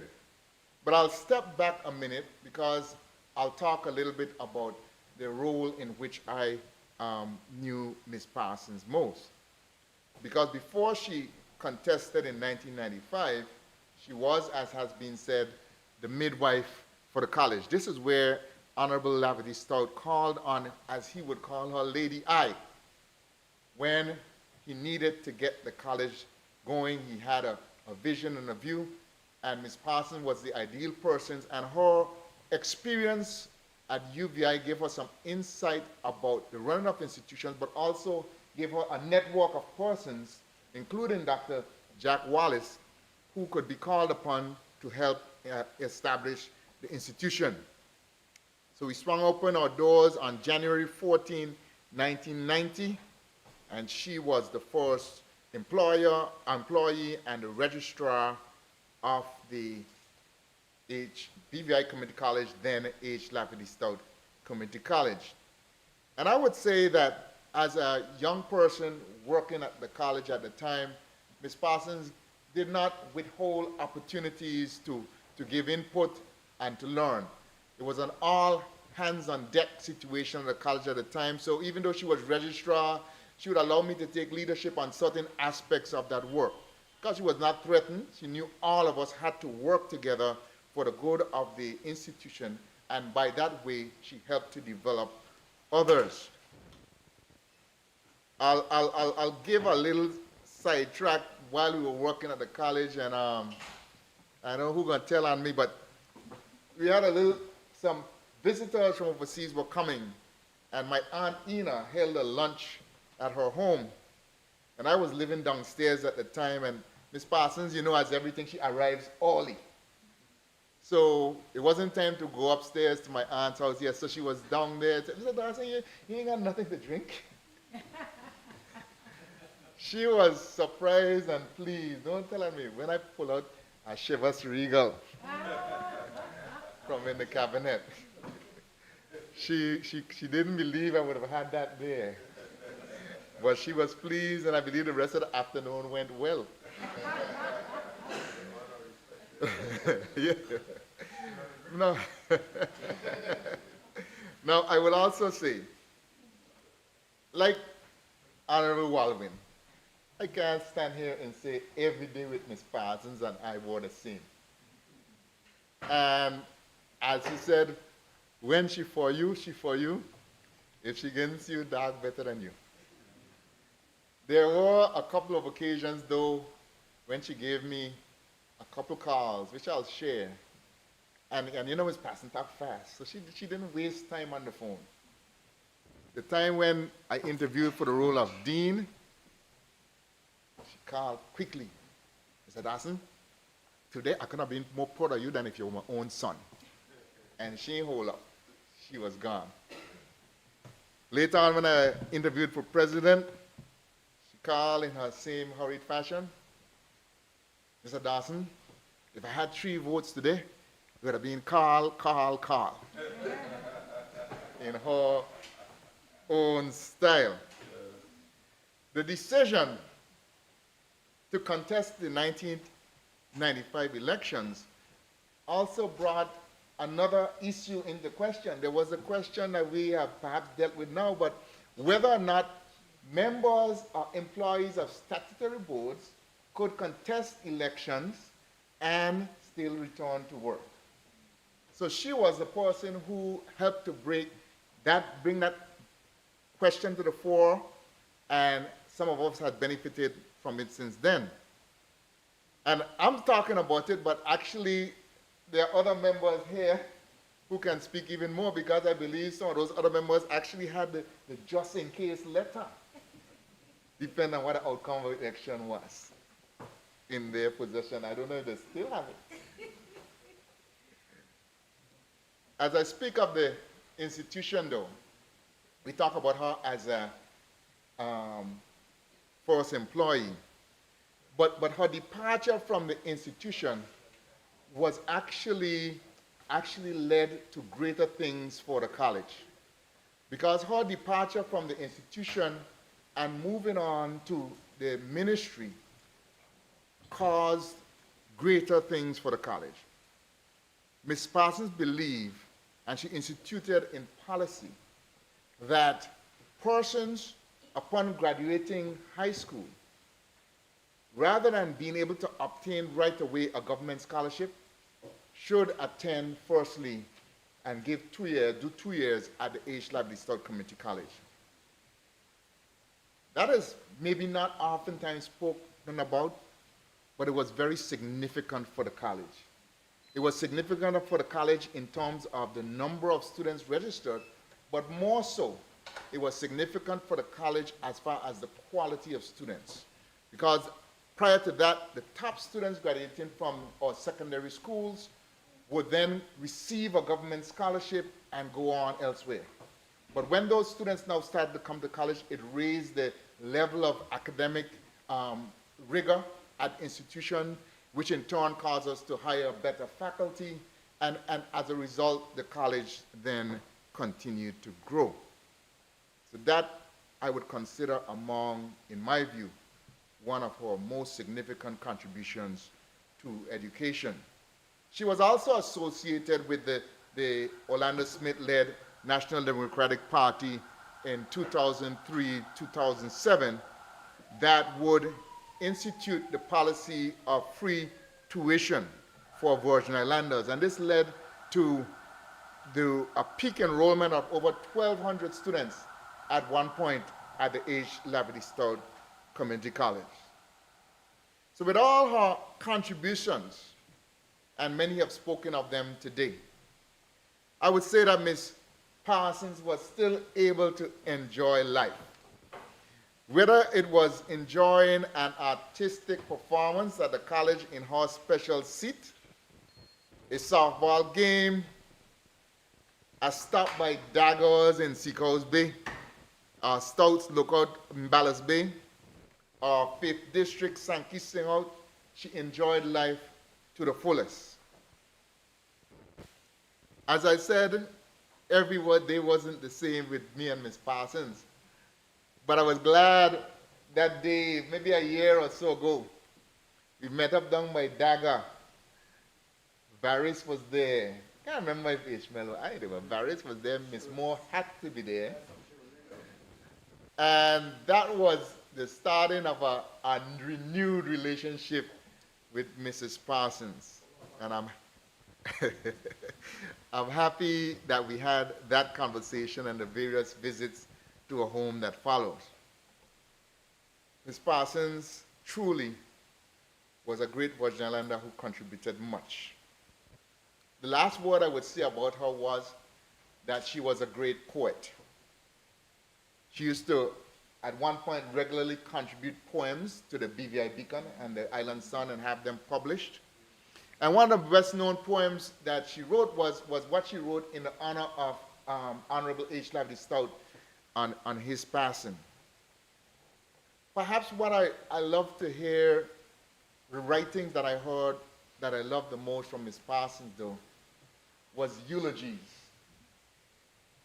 May seem strange, but Ms. Parsons was exceptional at writing eulogies. When Ms. Parsons wrote and read a eulogy, you would sit there enthralled when you hear the artistic twist with the information that she was able to deliver and really deliver with poetic flair. It caused me to wonder, though it's not my business or decision, I said, well, who can eulogize someone who has written and delivered so many excellent eulogies with excellent information of poetic flair? I don't know, but I said, perhaps it'll be written on a Friday. So I salute this patriotic Virgin Islander and thank God for a time spent among us and all the contributions she has made to the land which we love. May her soul rest in peace. Thank you. I recognize the Junior Minister for Culture, Honorable Hart Smith.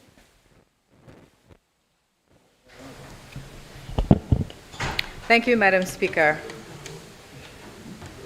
I seek your permission, Madam Speaker, to read my statement.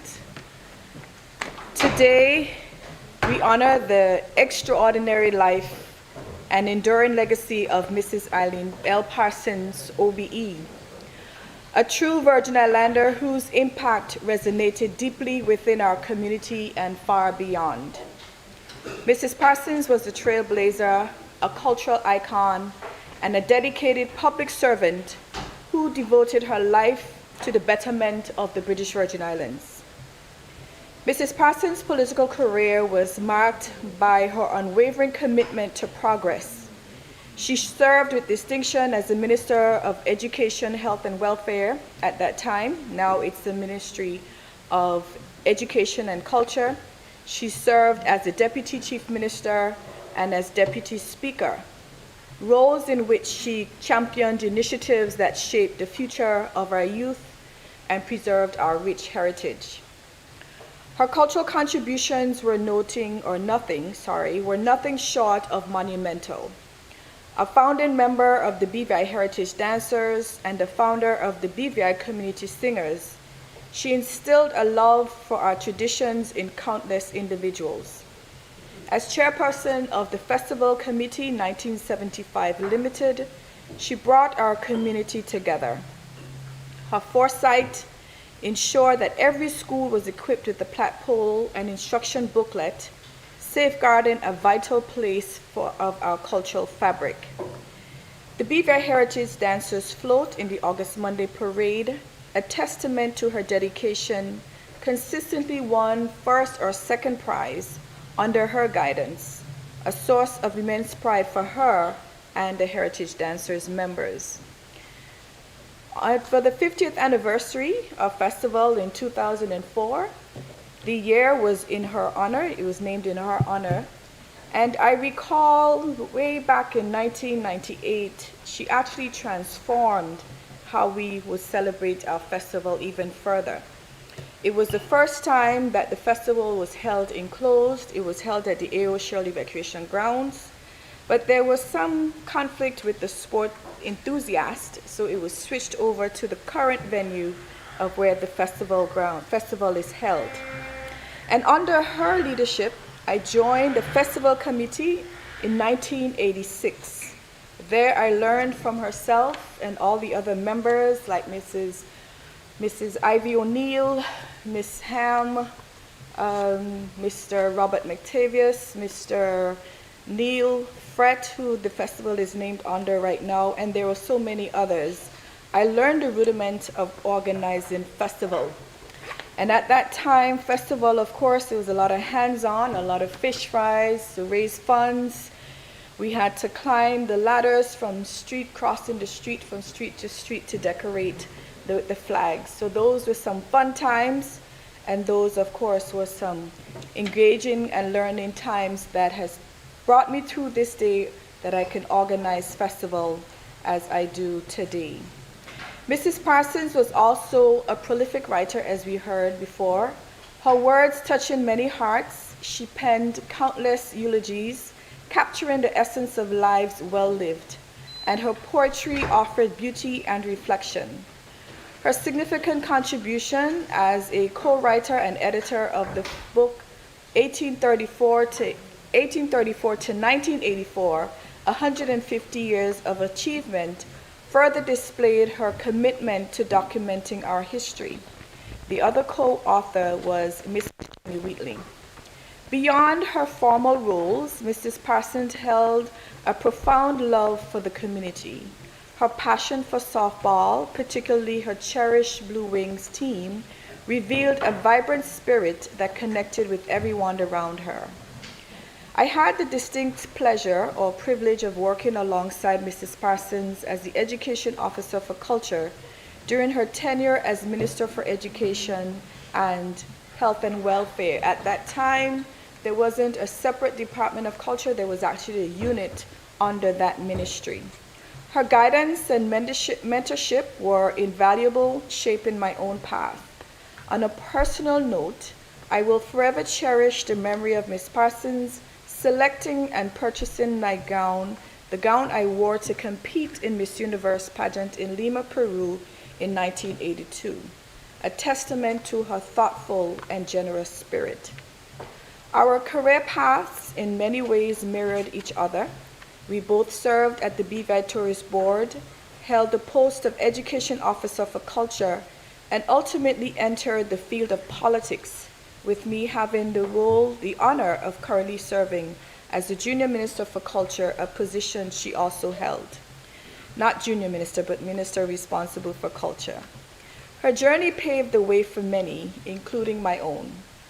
Mrs. Parsons, OBE, has left an indelible mark on the British Virgin Islands. Her legacy will be truly missed, not just by the BVI, but also by communities throughout the region and far afield. She was, to her core, a true Virgin Islander, whose dedication to education, culture, and community uplifted us all. I extend sincere condolences to her immediate family and extended family, those whom were close to her, those she called her friend, and those whose lives she affected in one way or another. I do so on behalf of my family and myself and the entire 4th District community. May the memories of her and the profound contributions she made to development of our beloved territory live on forever, and may her soul rest in eternal peace. I thank you, Madam Speaker. I now recognize the Minister for Health and Social Development, Honorable Vincent Wheatley.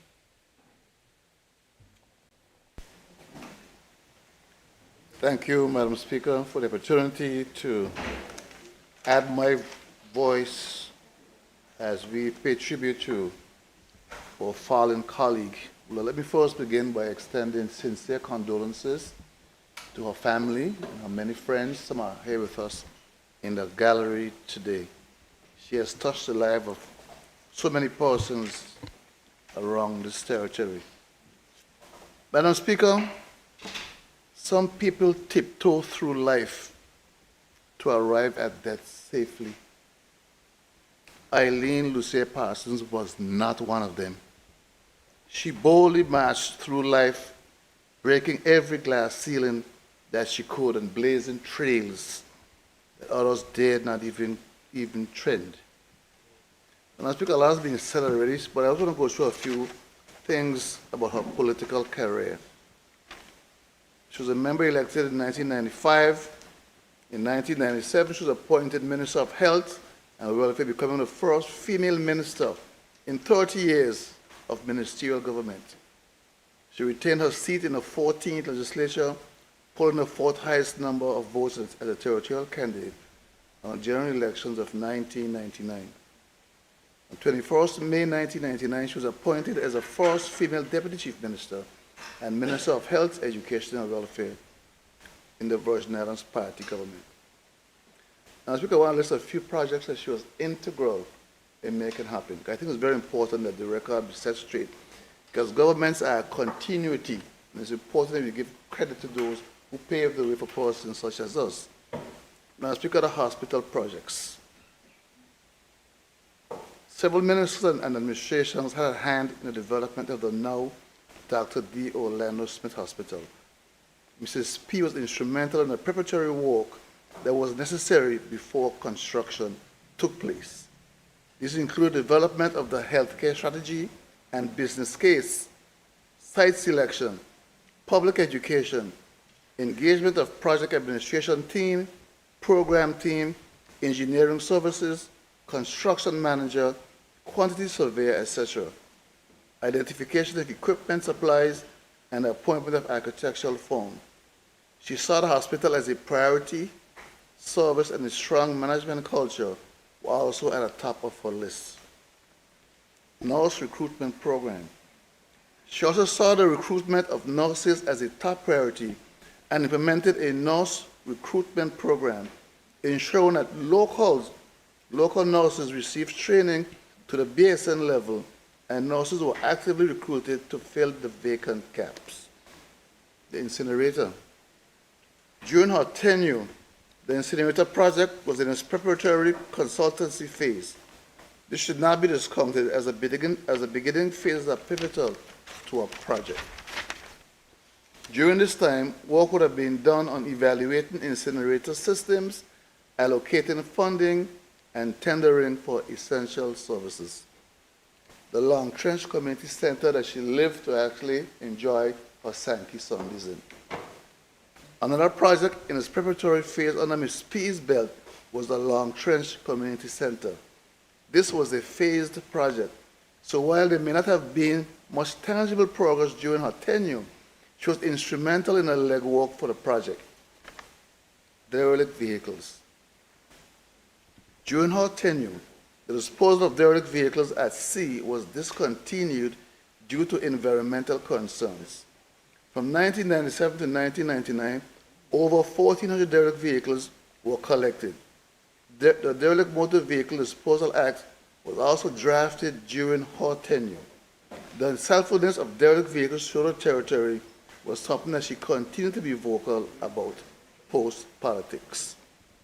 HM Prison. In 1997, Controls and Restraints Workshop were held in a BVI. In 2000, BVI hosted the 8th annual mutual support meeting for prison heads, second time in 8 years. Membership, training, of personal development were the main topics discussed. Now, I speak a lot of things happened in this country due to her efforts. But I really got to know Ms. Parsons when we both served on a few very important committees. The AHL Stout Birthday Celebration, which she chaired for many years, the Territorial Day Committee, and the Territorial Song and Dress Committee. These were all real tight bonded, really began. She was truly a cultural and historical giant. She was very insistent that we bring out and celebrate our culture and history, and she was so, so proud of it. The one thing she wanted to make sure that we as people in the world know that our culture is rich and worthy of sharing. And that's why she co-authored the book, 150 Years of Development, a book that's got a brand new copy because I lost my first one. It is such a good work, and she enjoyed doing that work. One of the things I admire about Ms. Speed, you heard earlier, she was an excellent, excellent storyteller. And she can give you stories with so much detail that you would swear that she was even there. I was doing some research one time on a different topic, and I came across a very interesting story. It was from the Daily News of February 9th, 1938. And the story caught my attention because there weren't much details with it. And the story said, last Sunday night, February 6th, David Scatliffe of Fort Hill, Tortola, entered upon the premises of Rosalie Ludlow and severely knifed Rosalie Ludlow and Ferdinand Carlwood, the occupants of the building. Carlwood later died from the machete he used to chop them up. I had never heard of this before, so I, anyway, I was trying to figure out, well, who could I call to ask about this incident? So, someone said, call Miss P. And I called Miss P even before I finished the question. She gave me a slew of details about that murder back in 1939. 1938. She knew every detail about it. Asked a few persons also if they were familiar with this murder and the circumstances surrounding it. And very few persons today actually remember that murder we had here in 1938. Ms. P freely shared her knowledge and insights. And you know, when they sit down with Ms. P to talk, she could go on and on and on all about going to St. Croix in little rowboats to play softball, or going to St. Thomas, going to school. That St. Thomas little episode that she had there was an inside joke between me and her. The family she stayed with, Mr. Gordon, who's a senator, so up in society, and his wife, Mrs. Grace Gordon. That's where she got all those exposure from. Mrs. Gordon, real name was Wheatley, from Enegada. She was married to the senator, and they took in Miss P to live with them while she got an education in St. Thomas. And she always talked about how good the Gardens were to her, and that gave her a lot of insight into what she was to become. So I said, Miss P, it looked to me like no matter how you turn out, Wheatley going to deal with you. I said, Miss Wheatley had you as a childhood, and now the Wheatley administration have you in your senior years. So she used to always laugh and say, not all you, boy. But Miss P was something else. She really was something else. I really enjoyed working with her. And every time we have AHL Stout Border Territory Day, she would say, listen, we got to do this. The minister expect this. That was Minister Wildwood. He expect us to do this. She said, I know how we're going to do it because last year was so good. We can't top last year. We can't top it. And of course, we will top last year. She would be in her element. She would invite us up to Manchester, to the house, and we would have drinks and food. And she was in a glee because she got to do what she really loved. That was to expose and bring out and showcase BVI culture and BVI history She would talk to anyone, any topic you want to talk about her. We are approaching our emancipation season now. Her birthday will be Friday. As we go into emancipation, never forget the things she wrote, I think it was last year, a year before, about the origin of emancipation as we knew it today. It was my first time understanding where it came from. I asked for a copy of that speech. I made a few copies for other friends, and I still have my copy. Because what a great education that was for me.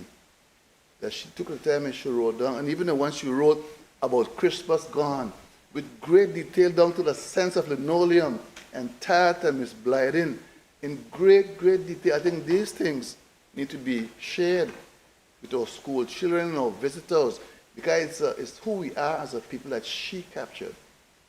And when I'm doing research, I often use that book, because of the book that she wrote, 150 years, has who the casket makers were, who the boat owners were, you name it, about our history. She and Jenny captured and captured it well. I found a bunch of those books one time, going to be discarded, saved them, and I gave to all my visiting friends. If you want to know who we are as a people, this book here is a very good place to start. And I really thank her for that. Her annual troop, I don't know what's going to happen, her float, what's going to happen to it this year, but I could bet you every year around this time, I would get a letter saying, listen, it's that time of the year again, whatever you can give to help make this possible, she's happy to accept. I'm going to miss that float. Every year, myself and Rose Gardner, she would stay, I would go and come off. We'd make sure we find a way. If I go to Rotary after, my first stop was on Miss Parsons' float. Just some pea soup with tulama dumpling in it, coconut water, take some pictures, and of course, the razor blades. It was during one of our planning for, I think, Territory Day, that the razor blade, I believe, got their first exposure. Nobody knew who the razor blades were then. Ms. Parsons said, it's a young group, let's give them a chance. We met with them, and they said they're willing to take a chance. Today, every time I heard the razor blades play, I think of Ms. Parsons, because it was through her leadership that we gave those young boys at that time the chance to come in and showcase the talent and the Fungi music. Again, part of our culture that she's so proud of. She often spoke about taking Latin dogs to Berlin and to California and to here and to there, and the heritage dancers. When Ms. Parsons spoke about those experiences, the pride gleamed from her face because of something she was so passionate about. She was concerned that our culture was morphing and was disappearing. And she saw it as her solemn duty to galvanize our culture, to codify it in a book, and to showcase it. To make sure when tourists come from all over the world and they come here, they see they hear Fungi music, Mokojambi, heritage dancers, and of course, Fungi and fish. When some of that territory decided their dish is Fungi and fish, she went livid about it. She said, no, that's ours. She called it Premier. Premier, what are you doing? How you let them take our national dish? That is ours. Ms. P lived life. She lived life to the fullest. A lot of people live life with regrets. I don't think Ms. P had any regrets. And so remember, and no matter what the event was, like last Thursday we sat together at the graduation with Ms. Moore, the high school graduation, she was right there. Any function that concerns culture, arts, music, dancing, Ms. P is there. You could better horse racing, HLSCC. And I was so glad today we didn't start too late, because she was never late for any function. Never late. So in fact, this morning I came and I posted, make sure we start early in memory of Ms. P. If you're going to do a tribute to Ms. P, make sure you come early.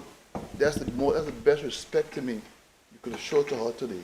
We started, I think, either 9 or 11 minutes later than 10 o'clock. I could guarantee you, if she were here, she should have been early in the gallery, waiting on members to arrive. Miss P is gone.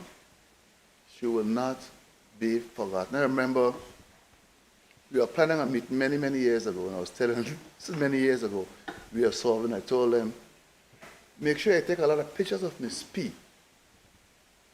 You might laugh at the statement here. I said, because one of these days, they're going to make a movie about Miss P, and they might not know what she looked like. So you know, it's before Facebook and YouTube that was saying that. We know we have pictures and we have voices and everything. So when you're going to make that movie of Miss P, and I said about 20 years ago, you know, a long time ago, when they make that movie about Miss P, we'll have an exact voice and an exact iconic look with that hat and on the side tilde, and that hand, that finger up there. Again, it was a real pleasure. It's one of the greatest lessons of my life, is solving with Miss P and Miss Christopher, both names were called this morning. I solved with those two giants of culture and history in this version, and I was the greatest pride to do so. Today, Mr. Speaker, I thank you for the opportunity to say my tribute on behalf of Ms. P. Thank you. Thank you. I recognize the Junior Minister for Financial Services.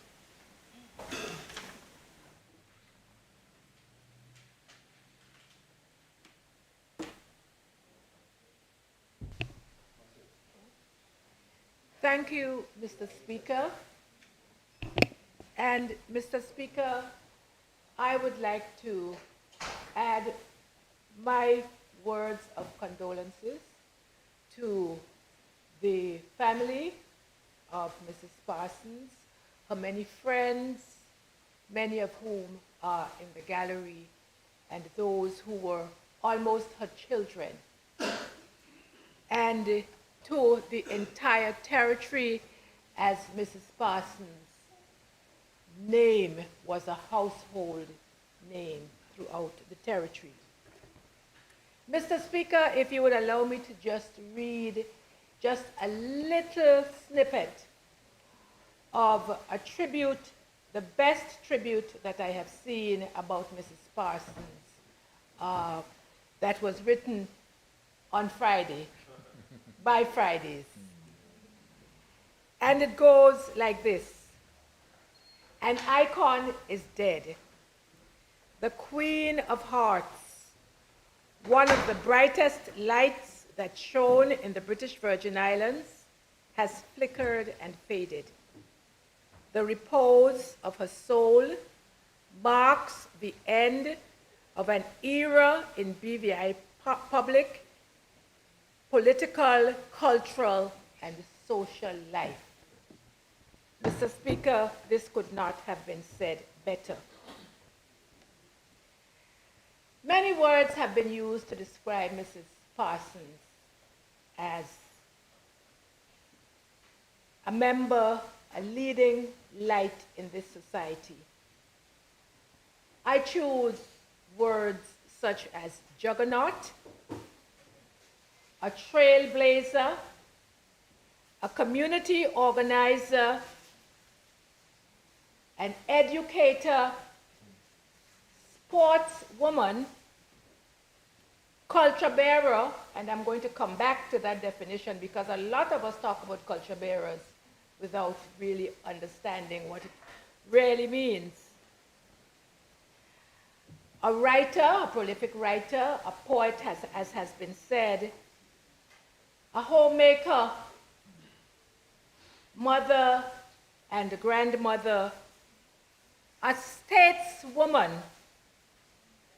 as a member of this House, including as a minister of government, and so many other roles.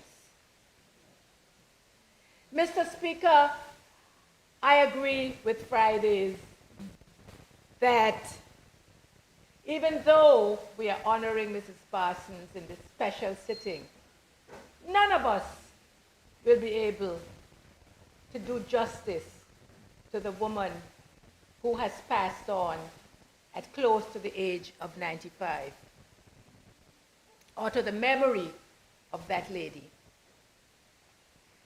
Mr. Speaker, I will speak from my personal experiences with Mrs. Parsons, with whom I came into contact at age 11. So you will bear with me if I just go just a minute or two over 20 minutes. But I'll do my best to stay within the time frame. Mrs. Parsons taught me Spanish. And I remember that lady, at that time she had for us a flaming hair, she had flaming red hair. They weren't flaming, but for us in those days, this redhead woman was the person with whom I first came into contact. Mrs. Parsons taught me Spanish not in high school, but in post-primary school.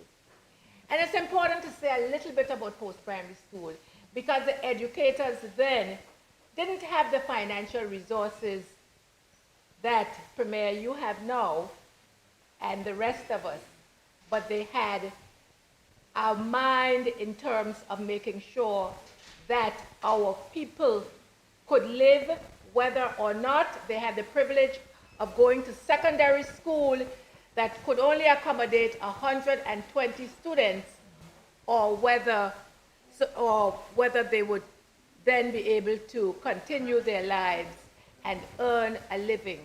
And that was what the post-primary school was about. Mrs. Parsons was many things. To me, she was a very generous woman. I grew up in Huntamscott, and Mrs. Parsons, in case you didn't know, she did live in Huntamscott for a while, and I'm going to come back to that. But Mrs. Parsons knew that my mother, who had 8 children at the time, could not afford to buy books, to buy Spanish books in particular. And she bought me those books. She also taught needlework, as we used to call it, but it was sewing. But I seem to have had 2 left hands and 10 thumbs because I was no good at needlework. But Mrs. Parsons left that indelible mark on her students. And that mark was that hard work brings rewards. Mr. Speaker, I'm going to go back and forth as I'm talking about Mrs. Parsons, the educator. And I'm now going to go forward to 1990, or 1989, 1990, when, as has been said, the late Honorable H. Lavity Stout committed to development through education.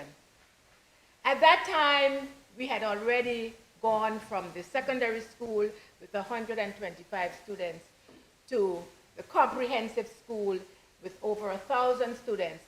And for Mr. Stout, it was time for us to move to the tertiary level, to the college. And as many of us who remember Mr. Stout would know, in his way of speaking, Luna, I want to build a college. And he, at that time, I was his permanent secretary. And Mr. Stout went back and forth in terms of picking the person who would help him to realize his vision. And let me say this. Mrs. Parsons, whom he selected, was not a particularly close friend, nor was she a voter in his district. Mr. Stout always, and I've said it before in this house, he went for the best. And he considered Mrs. Parsons to be the best person to help him to realize his vision, and he chose Mrs. Parsons to do that. As has been said, about Mrs. Parsons. And before I come to that, as permanent secretary, Mrs. Parsons was charged with making sure the vision became a reality, choosing a location, finding the people to help. And Mr. Speaker, you yourself spoke about people like Dr. Jack Wallace, Janet Smith, and so on, whom she identified. And my responsibility was to make sure the college got built. So there I was holding at bay on one side John Osman, whom he selected as the architect, and Mr. James Frett as the contractor. And you know, architects and contractors don't always see eye to eye. So it was always this fight, especially on a Friday afternoon. Of course, we all know that the HL, the college, the auditorium has been justly named after Mrs. Parsons. As you said, Mr. Speaker, earlier, Mrs. Parsons maintained her CVI, now UVI, connections to help the college, to help develop the college. And I want to talk about the cultural aspects of it, because people like Doctors Linda and Larry Benjamin remained her lifelong friends. And through those connections and the Reichhold Center for Performing Arts, we were able to get, as you have said, the likes, Mr. Speaker, of Chuck Mangione. We got Tito Puente. We got also the Harlem, who was that? The Harlem Boys Choir, and so on and so forth. The best of the best we got through Mrs. Parsons in terms of culture. On a personal note, I remember just coming across from St. Thomas on what was then Neil Diamond's boat at the time, bringing Chuck Mangione and his team over. Now, you have to understand how she did it. She was always an enterprising and clever woman. She would make sure that the patrons of the Reichhold Center, as well as our rich cousins and whoever over in the United States, they would pay for the brunt, they would take the highest part of the cost. And we only paid for the St. Thomas to Tortola connection. Of course, we paid for their accommodation and so on. But we were the ones who benefited, thanks to Mrs. Parsons. Now, I want to say a little bit more about Mrs. Parsons, the culture bearer. And as I thought about it over the weekend, I said, let me look in the dictionary for what a culture bearer was. And lo and behold, quintessentially Mrs. Parsons. It goes like this, Mr. Speaker, if you'd bear with me. An individual who actively maintains and perpetuates the traditions, customs, knowledge, and practices of a particular culture, often through active participation and transmission to future generations. Mrs. Parsons, through and through. Mr. Speaker, as has been said, Mrs. Parsons started the community singers in her own home in McNamara. She invited me, together with many other persons who were considered to have some kind of voice, to join the community singers. She also started the Heritage Dancers. Again, as some of them here would tell you, right there in McNamara, in her own home. And Mrs. Parsons stitched lovingly. She chose the material. She designed the dresses or the costumes, and she put them together lovingly for all of us as members of the community singers and the heritage dancers. I didn't join the heritage dancers because, again, I have probably 2 left feet. But we, as members of the community singers, were taught by people like Mrs. Ruth Bloxmer, the wife of the famous plastic surgeon, Dr. Bloxmer, and then Dr. Murray Hodges, Dr. Larry Benjamin, and others. As has been said, of course, the heritage dancers learned their Caribbean, Virgin Islands, and Virgin Islands dances, including quadrille, promenade music, and so on. As executive secretary of the Tourist Board, later called Director of Tourism, Mrs. Parsons was able to find important synergies between tourism and culture, and was able to use that kind of relationship to take the heritage dancers, especially, across many nations. And it is something I remember. I myself have some memories of the heritage dancers. Even though I wasn't dancing, I happened to be there with them, and I could see the joy on their faces as well as that of Mrs. Parsons. Mrs. Parsons, as has been said, published much. She was a good writer, a fine essayist, and as has been said, a poet. And I found her poetry was very spontaneous.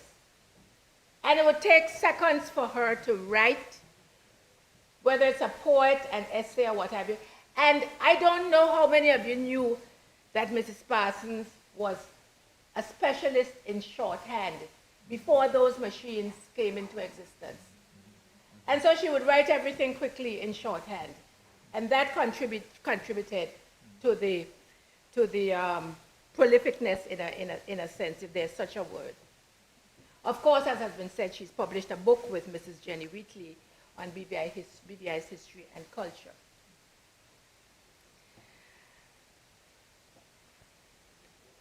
I want to say a little bit about Mrs. Parsons, the sportswoman. And I'm not going to talk about horse racing because, to be honest, I've been to 2 races in my life. Once the horse started out, and I never saw the horse again. This was before the modern racetrack. I don't know where the horse went, it bolted. Never saw it again. So I said, why I go in there? And the next time I went, I think I couldn't compete with the fashion parade, so I said, I ain't going down. So, but she was so committed to horse racing. But I want to say a little bit about her and softball. I don't know, and I believe the 3 of us older people, I don't know if Ronnie will remember, the member would remember Mrs. Parsons playing softball. You were too young. She played, I think she played at third base. Shortstop. No, close by. Thank you for that, though. Just in between. She played, yeah, man, I used to play too. She played shortstop. But that left hand, as you said, what was the saying? You owe the devil a day's work, yes. She not only played, but later on, as she got a little older, she continued to enjoy softball vicariously. There was no team in existence for her other than the Blue Wings.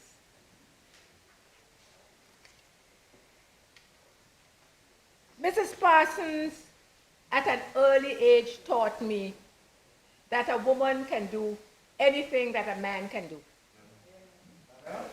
Yes, Yes, well, yes. 99.9%. Okay.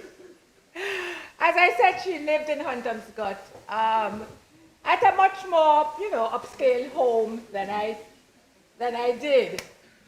But I remember going home from school one day, and first of all, I was very flattered that my teacher was living close by, Huntersgut.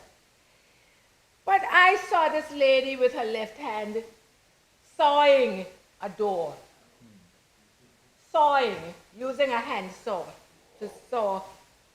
She wasn't relying on her husband then, Mr. Parsons. I believe he was working in St. John or somewhere. She wasn't relying on her brothers or sisters or anybody. She was fixing what needed to be fixed in her house herself. That was an early lesson for me. She had her 2 children, Mitchell and Lisbeth. Lisbeth has passed on, and her grandchildren, of course. Much has been said about Mrs. Parsons, the politician, so I'm not going to repeat that, or I wouldn't repeat what was said, except to say, because I'm talking about my personal recollection of Mrs. Parsons, to speak about my earliest recollection of her campaigning. At the time, she ran as an independent. And she would drive to a certain spot, drive herself to a certain spot up in McNamara, I believe, I remember that. She'd park, she'd pull out her megaphone, and she would make her speech. Everybody heard. As has been said, she was always clear as crystal. She always spoke her mind. She didn't win that time as an independent, but I remember her later joining what she would refer to as that well-oiled machine. Of course, Mrs. Parsons served as a moderator. Everybody would call on her to be a moderator because of her knowledge of the British Virgin Islands, because of her knowledge of the world, and because of her great articulateness. Nobody could outspeak Mrs. Parsons, and so she was very well known as a moderator. A lot has been said about her as Minister of Education, Health, and Culture, so I won't go into that. As has been said, but I have to say it to reiterate it, Mrs. Parsons was a woman of very strong opinions and views. She taught us many lessons. One was about the street of politics. And we know the rest of what it says. I did not, of course, always agree with Mrs. Parsons. Neither did, nobody ever always agreed with her. But we respected her views. Mrs. Parsons spoke her mind, and when she was finished, she was done. She, of course, she would do that, but she became friends again. As you have said, Mr. Speaker, Mrs. Parsons' eulogies were legendary. She brought back such vivid memories, and I will just recall a couple of them. I remember her doing a eulogy for, I think it was Miss Adeline Hill, who at some point worked at the hospital. At the time it was the Peebles Hospital. And I will never forget the description that she made. It was the days before we had all the detergent and, Clorox and all those things. And she talked about, I don't know if I could use the blue, a word that rhymes with which, rocks that were used that were used to really clean and scrub and make the linen as white as they should be. And this was many years ago she gave this eulogy.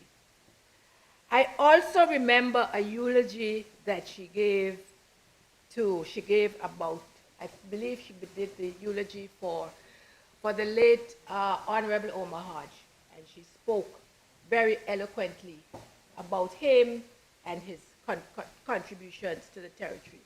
As you said, she was so vivid in her descriptions, she almost brought the persons whom she eulogized back to life.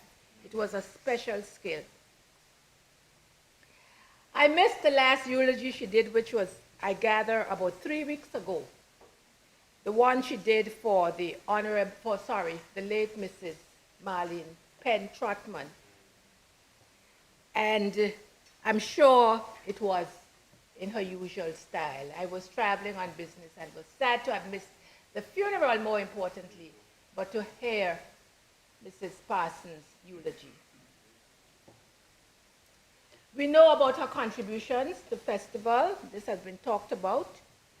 We all awaited that float every year in the parade. Even those of us who were in the parade, we would walk up and down until we found the float and enjoy it and look at it. One that stands out for me, that you see that float, there was not only history, culture, and so on, there was always humor. And one that stands out for me was Mr. Stout, and the late Mr. Stout, and the former Honorable Conrad Maduro. That one stands out for me. I don't know whether your uncle, Mr. Speaker, Ruben, created that, but I'll never forget it. And the merriment on that float, as has been said by the Premier and others, I don't think any other float came close to having that kind of spirit. The Lashing Dogs used to be on the float tour, as well as the Razorblades. I'm coming close to the end because, as I promised, my 20 minutes. Mrs. Parsons served together. We served together for the upcoming 75th anniversary of the House of Assembly. And it shows you how active Mrs. Parsons remained. And I'm talking about meeting as recently as about a month ago, if not less. Mrs. Parsons sat in the meeting room, and she would give all the ideas of bringing that 75th anniversary to life and making it exciting and making it as memorable as we can. And I have no doubt that Madam Speaker, who's the chairman of the committee, will carry those recommendations forward in Mrs. Parsons' memory.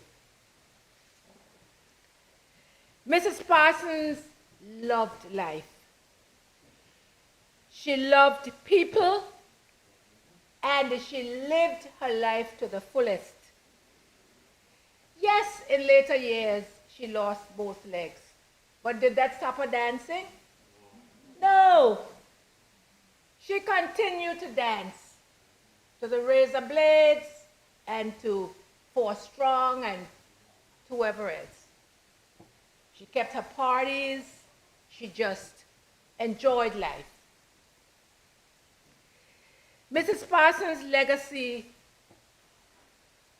is certainly, in my lifetime, the richest.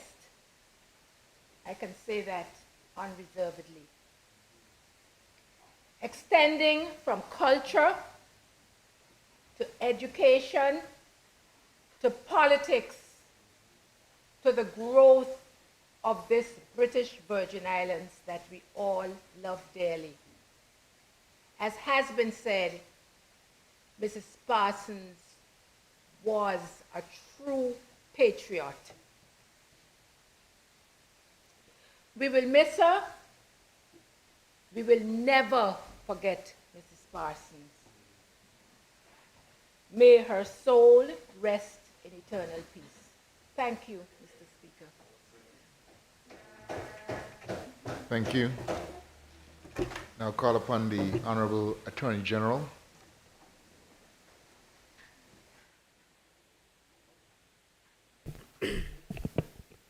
Mr. Speaker, I thank you. On behalf of the entire Attorney General's chambers, I extend sincere condolences to the entire family and friends of the late Mrs. Eileen Lucia Parsons, OBE. The Attorney General chambers say a special condolence to our co-worker, Miss Meredith Foy, who we know to be very, very close to the late Mrs. Parsons. Our heartfelt condolences. Mr. Speaker, very recently, I have had the opportunity to visit my second daughter and to use her desk to do some work. And where I thought there was going to be books, I found a sewing machine. I found neatly put away all the accoutrements, the bobbin, everything, and displays of her work. But what sealed it for me was when I looked under the desk. I shouldn't have been looking, but when I looked under the desk, there was a bag of what we call scraps, neatly placed under the desk.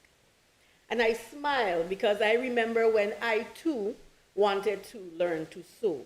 No doubt she's learning to sew by YouTube. I didn't have YouTube in the days I grew up. So I met Mrs. Parsons about the age of 12 when I had a passion to learn to sew.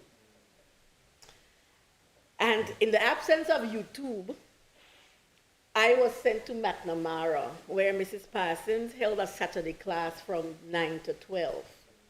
And from the time I entered McNamara, it was marvelous. This lady was just one of a kind. Always bubbling, always something going on, and the neatest dressmaker I have ever met. And I remember things such as learning to sew, to hem. And she would say, go and hem this garment. And I would sit down and begin hemming. She said, no, you don't want to hem in your lap. And she would place the garment on the counter, and she would teach me to hem. And she would turn the garment over from time to time to see if you can see the hem on the outside. Because in her view, you didn't see the hem from the outside. So you learn how to hem to pick up just so much of the fabric and sew perfectly. Another thing she said is that when persons hem and you pull one string, the whole thing unravels, but not with her. She taught you how to double back and how to hem perfectly. And when I did make a mistake and you could see the hem or the thread on the other side, she would give you things like, okay, go and do this one over. And when it was not too badly, she would say, go ahead, men on horseback wouldn't even notice that. You know? So you, unfortunately, with the YouTube, you wouldn't get all of that rich learning. And you would get opportunities such as sometimes I would go down to McNamara. There's one time I went down and I saw our whole production down there that morning. So before class started, she was filming for WTJX. And I'm like, wow, this is a really, really busy and important person. But also importantly, they needed someone to do a commercial. And so there I am, and she would say, child, come. And next thing I knew, I was on the middle of a WTJX commercial. So something was always going on at McNamara. It was some years I went away to study, and I lost touch with Miss Parsons. And I remember hearing about her from time to time. I believe at that time she would have been beginning her political career. And every time I hear her speak, she was so, it was just wonderful to hear her, the way she spoke, but the things she said. And one of the things that stuck with me during that time is I remember her saying, I have 10 fingers and a talent in every one. And it wasn't just that she was saying it, I believed her.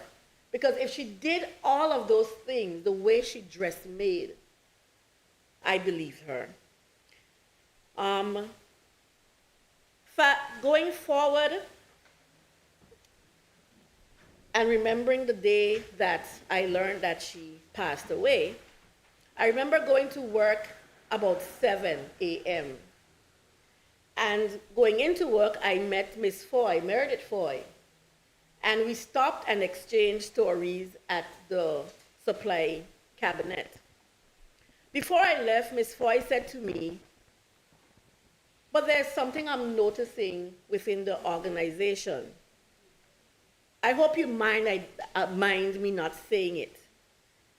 Usually, Miss Foy is very quiet. But on this particular day, she said, this is what's going on. I said, I know, but I wasn't sure. I knew how to handle it, but I know if I handle it, it would upset some people. Miss Foy looked at me that morning, about 7:30 a.m., and she said to me, but somebody has to do it. And on that day, I saw a new Miss Foy, one who had the idea, and that I shared, that if you know better, do better, because somebody had to do it. On that day, I said to her, you know you have received a baton. On that day, it was obvious to me that a baton had really changed. And so today, as I looked at all of the persons who are sitting there, I would have only gotten a little bit of the dressmaking, a little bit of the cultural sayings, and so on. But I know you would have gotten much, much more. And like Ms. Foy, I believe a baton has passed. If we know better, as a community, I believe the baton is saying we should all do better.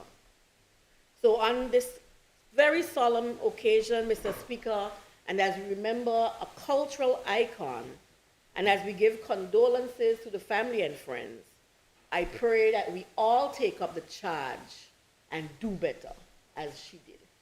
May it please you, Mr. Speaker. Thank you. I recognize the Honorable Minister for Education. Thank you, Madam Sorry. Thank you, Mr. Speaker. Let me first, because we know that Honorable Parsons was always early, let me express my apologies as I had to attend the Joyce Samuel Primary School graduation. I thought long and hard about what to say today. And I've been pretty quiet since the passing of this daughter of the soil. It's the one phrase that kept reverberating in my mind, daughter of the soil. And I want to read a definition of that because it will be the impetus for the words that I speak today. Daughter of the soil typically refers to a woman who is deeply connected to and rooted in a particular place, its culture, and its community. Mr. Speaker, when we say daughter of the soil, it means a lot to us. I remember a few months ago I was saying it just because we say it, and I was questioned, why do we always have to say as Virgin Islanders that we are daughters and sons of the soil? And to be honest, I got offended because I believe it was culturally inappropriate. But I use this phrase as the impetus for my tribute to Miss P. As we've heard, she was a poet. And so while I haven't written for a very long time, poetry is my passion and my gift. And so I want to use that gift, Mr. Speaker, if you would permit me to read a poem in tribute to the late Honorable Eileen L. Parsons, OBE. And the title of the poem is, She Was the Soil. She was the soil, not just of it, she was it. Salt skin, sun-stitched, root deep and rain-fed. A woman grown from the arch of these islands' backs. Not merely molded by the land, but molded with it. Braided into its culture, carved into its history, burnt into its memory like footprints in concrete. She was audacity wrapped in elegance, a soft-spoken storm, the kind that doesn't tear down houses, but rebuilds nations. She didn't just break barriers, she bent them until they remembered her name. Eileen, Miss Parsons, Miss P, the honorable, the unmovable, the unmistakable.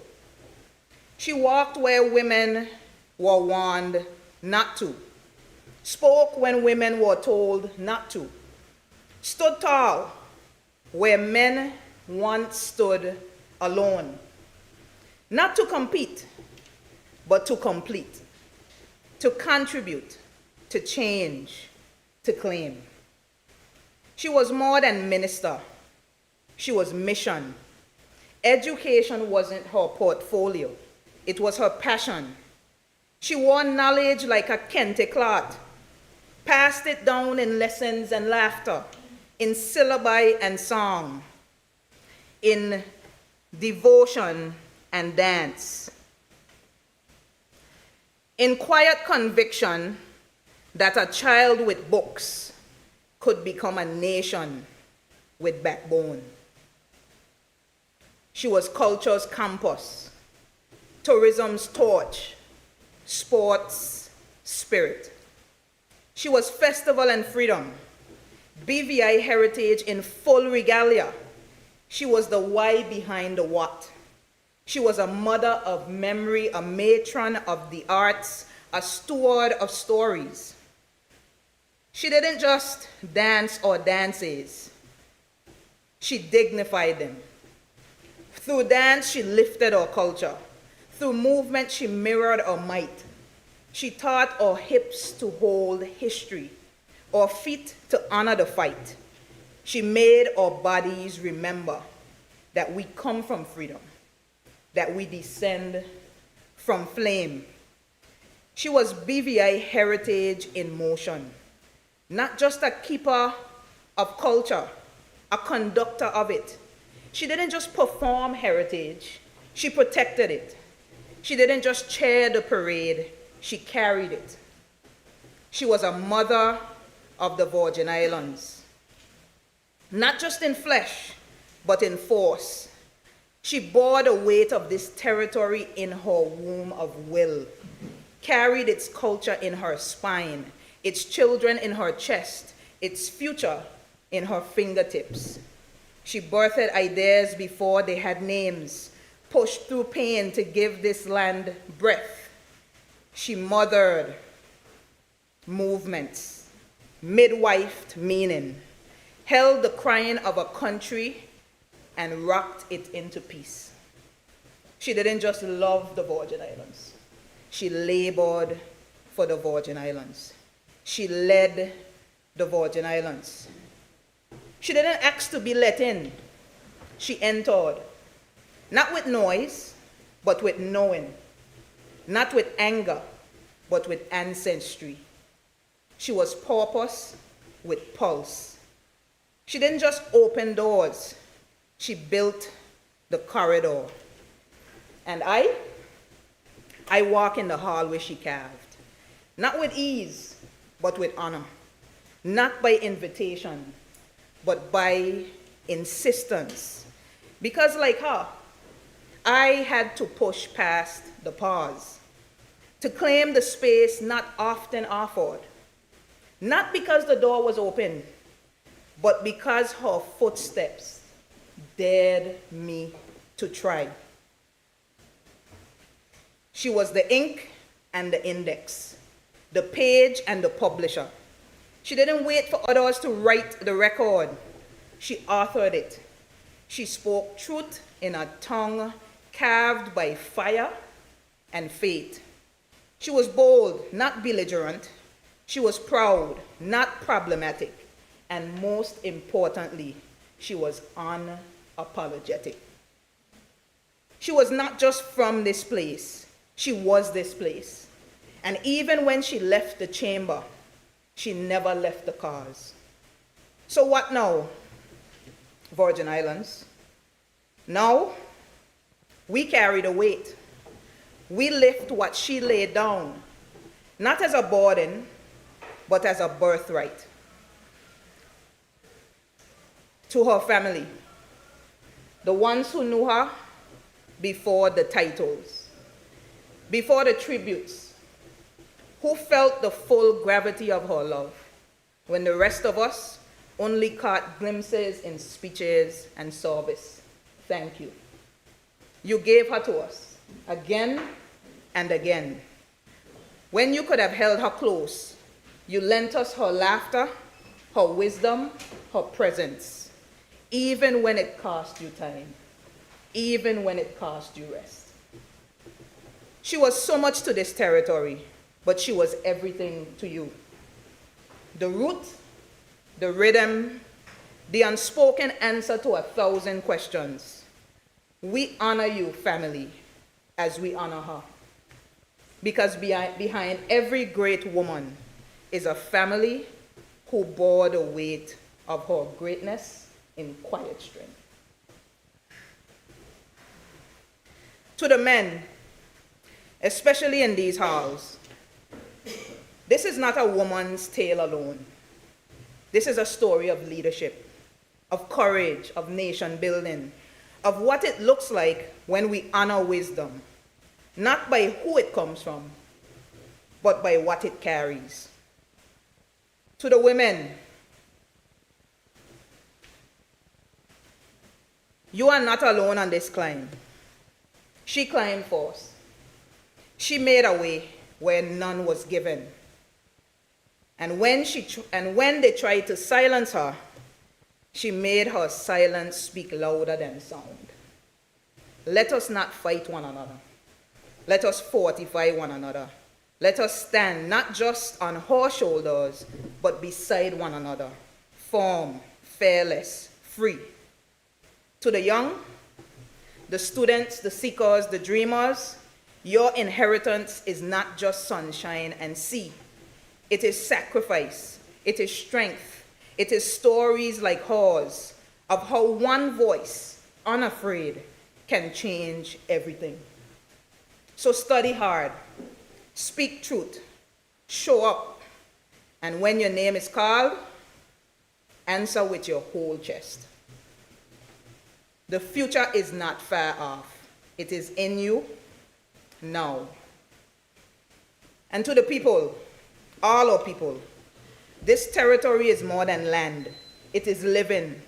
It breathes through us from Just to Anegada. Yes, we are a melting pot, but melting doesn't mean losing. It means learning, lifting, loving. And our culture, the one she carried, is wide enough for all who walk in respect. So let us use our voices, not to divide, but to draw near, to build bridges, not bonfires, to lead with dignity, not ego, to speak from truth, not tribe, because in the end, we are one soil. So when I say she's gone, I do not mean vanished. No, I mean returned to the soil she once shaped, to the wind, to the womb of the wind, to the hush of the hilltops, to the drumbeat of destiny. Her life, a ledger of legacy. Her name, a North Star in the archives of our becoming. And the soil she now returns to still remembers her name. She was the soil. She was the standard. She is the legacy. Rest in peace, Honorable Eileen Parsons. You've tilled the ground, now we plant. And one day, may we bloom like you did. Thank you, Madam Speaker. Thank you, Mr. Speaker.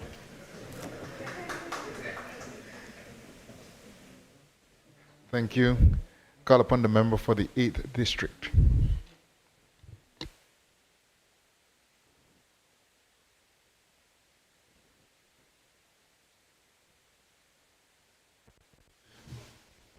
Eileen L. Parson, OBE. Mr. Speaker, I think after the Minister of Culture, you don't have Minister of Culture anymore? It's a shame. After the Minister gives us a resounding work of art, in the arts, I know Miss Parson would have been proud to listen to that poem on her behalf. Well done, Minister. Mr. Speaker, I wouldn't profess to have had very personal relationship with Ms. P. As the keynote speaker, who's going to wrap up this session, has about 5 decades in the life of Ms. P. With the life of Ms. P. And he will have more details. But I have to say, Mr. Speaker, I think the contributions today exemplify what I've seen during my years of encounters with Ms. Parsons. Speaker, I'm going to not be I won't take the full 20 minutes, but I firstly would like to express sincerest condolences to the son, the granddaughter, and the very close friends and family members in the gallery here with us today on the passing of this beloved daughter of the soil. Ms. P had a way of ensuring she made her connection with her cousins. Even if you're 20th cousin, she would make that connection down the line. And she used to constantly remind me and remind anyone who listened that she's from East End too, as any part of this country. My first personal connection with Ms. P was when I made the decision to run for political office in 2011. We had our conversations, we never had a real personal relationship. But sometimes the best way to assess someone is watching from the sidelines. And you watch the way that Ms. P interacted, the way that she connected with everyone. And I think as a member for the second, I made the point earlier today, and I made a note of it earlier, is that she was a multi-generational individual. Ms. P would have been 5 generations. They say typically a generation is 20 years. She had connection with her generation. You heard the connection that she mentioned, the member for the third mention, in terms of she's 20 years removed from him. There was a connection with his generation. You heard the connection with my generation, which is 20 years removed from him. And I saw the way that she interacted with the young people in this territory. Particularly, I saw interaction. You know that you're a multi-generational person when my son, who's 18 now, could speak very vividly about Ms. Parson. She connected lives throughout this territory. Ms. Parson was just more than the things that we mentioned: culture, sports, arts, politics, family, and friends. She was the quintessential Virgin Islander. What she did is that she gave her life, and I mentioned it earlier.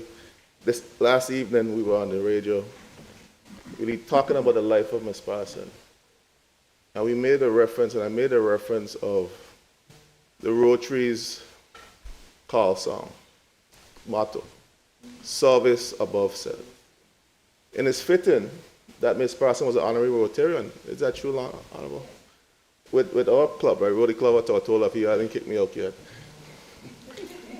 But it just speaks to her life, the way that she dealt with politics in terms of giving of service to politics.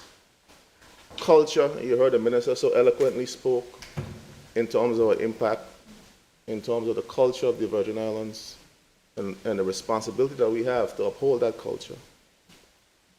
And just everything that she does is just about service. And I know Honorable Skelton mentioned, and I won't steal his thunder, in terms of the service, the festival.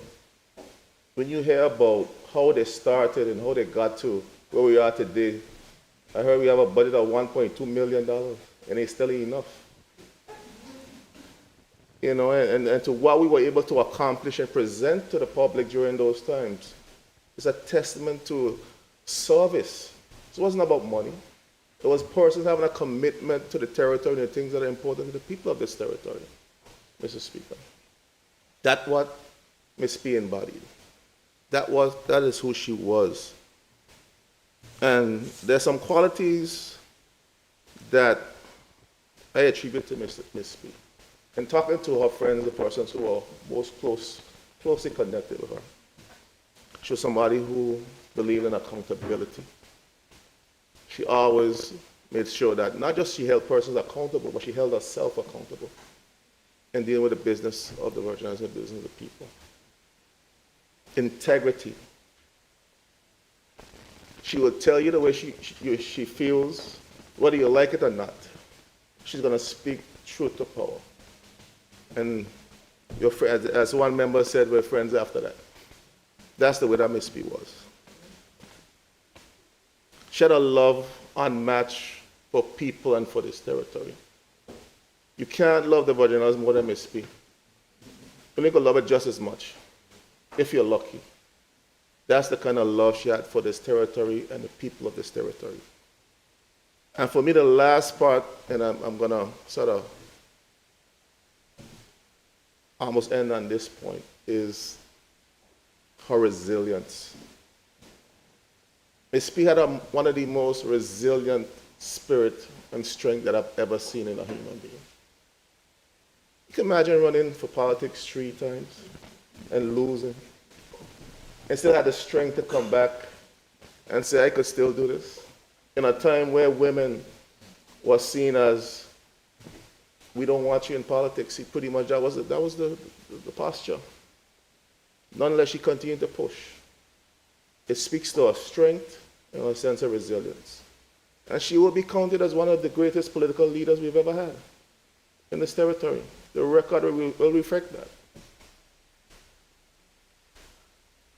Her resilience personally. You know, I reflected on her journey, her battles that she had, her health challenges that she had, and what she went through. To have had to lose both your legs and the challenge that she went through physically and emotionally, psychologically, only could take someone with a deeper inner strength and resilience to do the things that she has done after that. Some of the most significant things that represents us as a Virgin Islands was done under her watch, in her leadership, after she went through what she went through. In a time when we as Virgin Islanders, we believe in the microwave era now. We want everything now and instant and quick.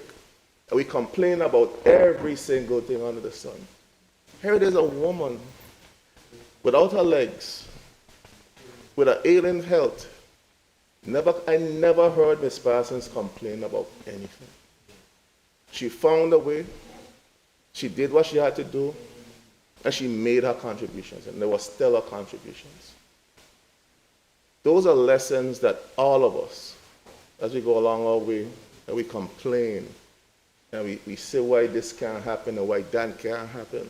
With all our faculties, with all our limbs, with all the things and the support that we have, we still complain.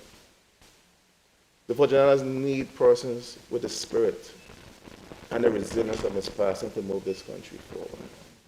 And we all need to take a lesson from the strength that she exhibited on a daily basis. Mr. Speaker,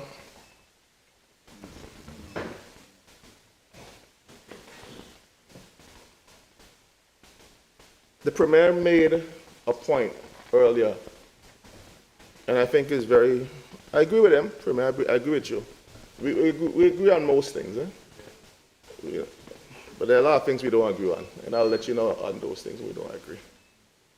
And he talked about Ms. Parsons in her contributions as a feminist, as a woman that has breaking glass ceilings and made things easier for women. But I think it's beyond, and I agree, but I think her contribution is not just from a feminist perspective, but for Virgin Islanders. And on a whole, she made us believe that we can attain anything. If we work hard, put our minds to it, move with honor and integrity, you can achieve and attain anything in this life. Madam Speaker, Ms. Parsons was a treasure to all of us. She was a treasure to this institution. She was a treasure to the culture and the history of these Virgin Islands. She's a treasure to her family and friends. And she was a treasure to these beloved Virgin Islands, Madam Speaker. And I know her legacy will ring through in these halls, in all the halls of these Virgin Islands, and we have a responsibility to ensure that the life and the works of Honorable Eileen L. Parsons live on for years to come, for generations to know of our contributions to our culture, the politics, and to these beloved Virgin Islands. Again, on behalf of the people of the 8th District, our cousins, and the people of these Virgin Islands, I want to express a sincerest condolence to the family, the friends, and well-wishers on our passing, and may her soul rest in peace. I recognize the Territorial at-Large Member, Honorable Ronnie Skelton.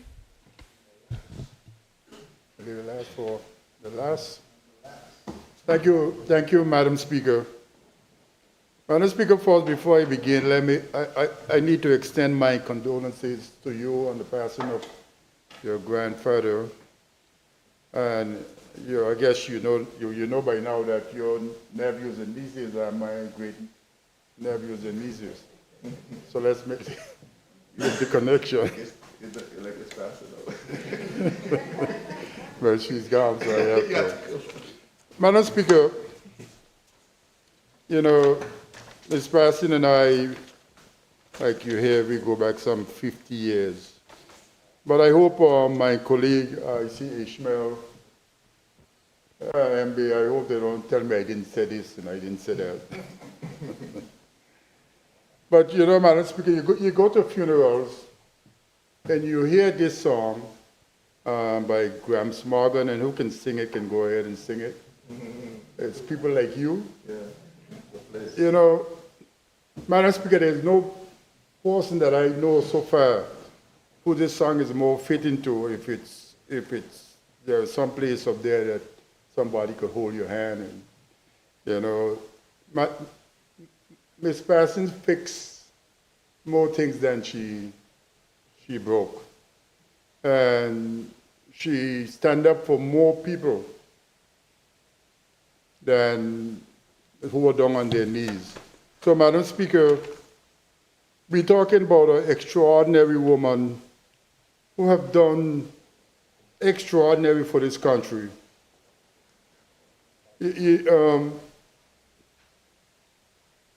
Madam Speaker, Mrs. Parsons was a larger-than-life figure.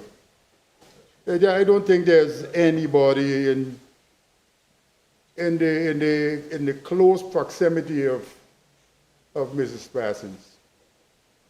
You hear about the daughter of the soil. I don't think we needed a definition because we could have created our own definition because she defines what the daughter of the soil means. And she's so far is the greatest daughter of Virgin Island soil.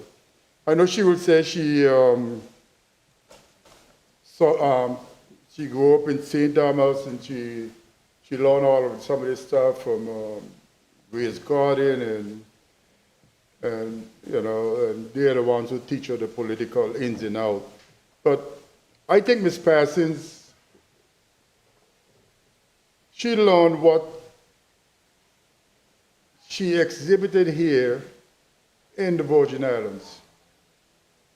Ms. Parsons came back here some 50 years ago, around the same time that we became friends. When I was heading for the Virgin Islands, CVI, Ms. Parsons was catching the bomber charger to Tortola, and I was catching the bomber charger to CVI in the U.S. Virgin Islands. And it was not by happenstance that, we got together as a group because, Ishmael Hodge, Ishmael Scarlett, we didn't used to play any day. We all grew up playing softball. There was the Hunters, I was a young gent from Vota. And before, when Miss Parsons used to play softball and those kind of stuff, I couldn't pass, Glenn Fonseca corner. When I passed Glenn Fonseca corner, I had to be going to Fish Bay to work. So I didn't get to see much of Miss Parsons playing softball in the Jesters, and I see some of the older men like Max Simmons and those guys playing softball. But I had to go to work. I had to go look after sheep and cow and goats in Fish Bay. So, but after coming back from college in 75, I think it was June. Well, it was June. College broke for its summer break, and Ishmael and Ishmael Scarlett and Arthur, your father, Arthur De Castro, and Robert, and a group of us, we used to get together. Instead of saving our money, we eat corn, sauce and corn pork, and every night at Stonehaven. So, and then this situation presented itself where a festival was being threatened. You heard Miss Todman, Macquillan Todman's wife, and Gary Penn's mother, they were in charge of the festival at that point in time. And here was these young, strapped men with nothing to do but drive around the country twice a night. Twice a night we drive around Tortola. And we did it because we were learning to drive. Ishmael will drive one night, I will drive the other trip. So we had a strong bond. Because we had that bond, we went to Ishmael Scarlett, said, let's go down by Miss Parsons. She was living back in Maui at that point in time. And we went there, young men, some of us sit on the floor, and we presented a case to us. We need somebody to lead us to bring festival back, So it was 2 months, June, July, August. We had nothing, no queen, nobody. And in those 2 months, we created a festival so that we can enjoy. The government didn't have any money to give us. And from since then, we got together every festival to create a festival for people. And we were building everything. It had no cultural center, no sporting complex. We were building our own stages, and everybody used to pitch in. Some of the contractors like James Stadman at that point in time to help us build stages, and so we could present a festival for people, celebrate the emancipation of our forefathers. So some of the things that are happening today is like strange to us. It was strange to Ms. Parsons, and it will continue to be strange to to a lot of people, you know. But I think the bond that, so she had really no problem with us because we already created a strong bond among ourselves by playing softball, you know, playing basketball. You know, we used to play all these things together. So we understood a bit about each other. So when we went, we were united front.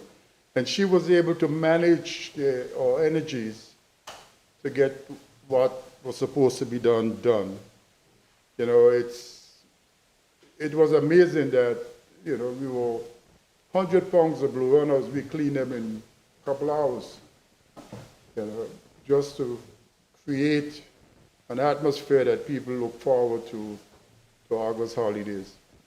And, you know, we had people like Irene Penn, O'Neill, and Janice Nibs, and the ladies who were making the Johnny cakes, frying them, and it was this time, so it was, everybody was pitching in.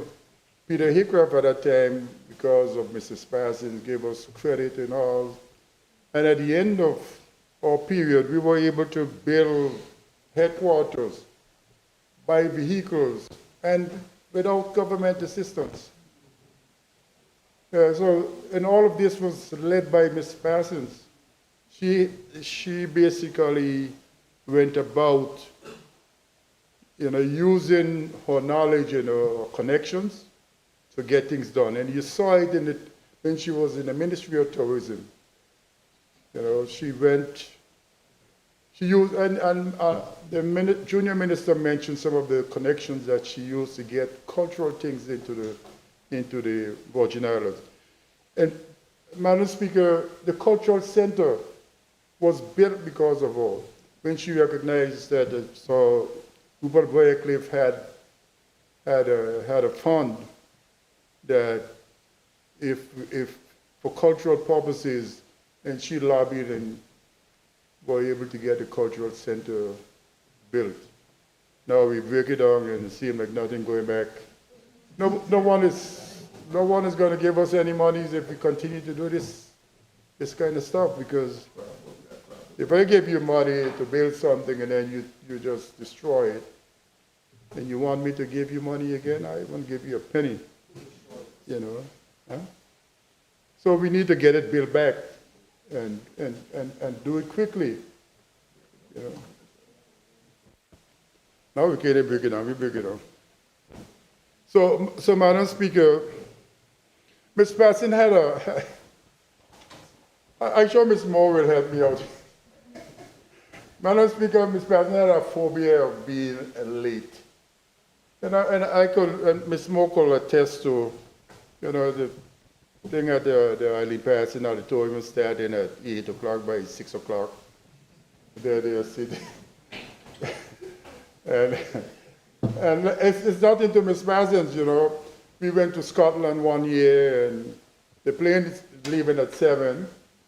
And Ms. Parsons is waking me up at 4 o'clock to catch a plane, and we have first-class seats, and we can get in within a short space of time, and don't mind how you try to convince her.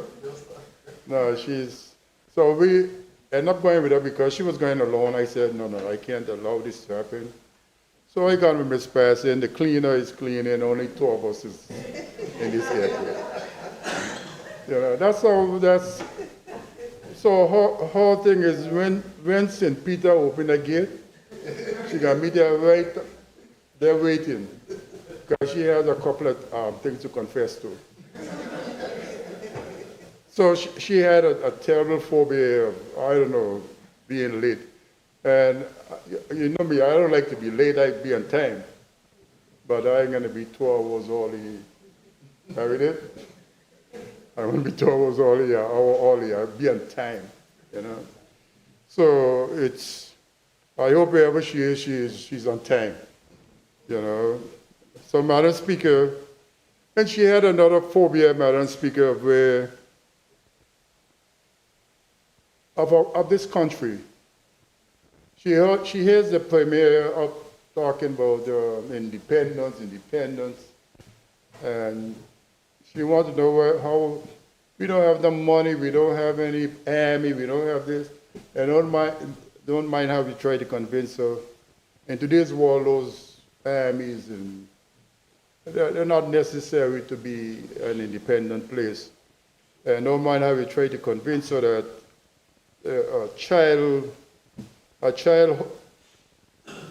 whole living purpose is to be an independent person, to get out of their parents' house and show their parents that they can survive and they can take care of them whenever the times come. But she had that phobia. She believed in her queen. The queen is already gone, but she still believed that. So and she's not alone. There's quite a number of people in this country, and based on what is happening in the world today, it's become more difficult because the nation that we used to look forward to for doing the good things seem to be in a state of flux, and you don't know where things are going. So, for me, I think you have a job to, I will try to help, but I don't know how much progress I'll make. But Mrs. Parsons, she was a McNamara, and one thing she always carried with her is a room that she used for sewing. When you go to Manchester, it's the same thing. And, the heritage dancers, all the uniforms and stuff are made by her. And she was quick. She could have make uniform overnight. So Mrs. Parson was a lot of things to a lot of different people. Everything that you can think about Ms. Parsons was good at it. She will tell you she could sew, she could, and I know Miss Doreen probably wouldn't want me to say this, but she and Miss Doreen had a lot of fun and a lot of places at every dance hall in the day. And Miss Doreen always says that, every time somebody run into her, they tell her about she and Miss Parson dancing, but they never turn to none of our children's eye. They were in church one day, So Miss Doreen always make joke over it. And it's sad that she's not here with us, but I know she's listening.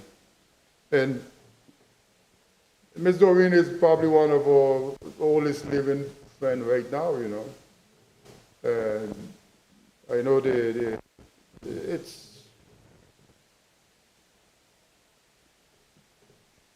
it's probably difficult for her, And if you go to festival, again, you go back, there was never a festival after she gave up being the head of festival committee without a float. In the parade, I know this year we're gonna miss. I hope Beverly it will do it.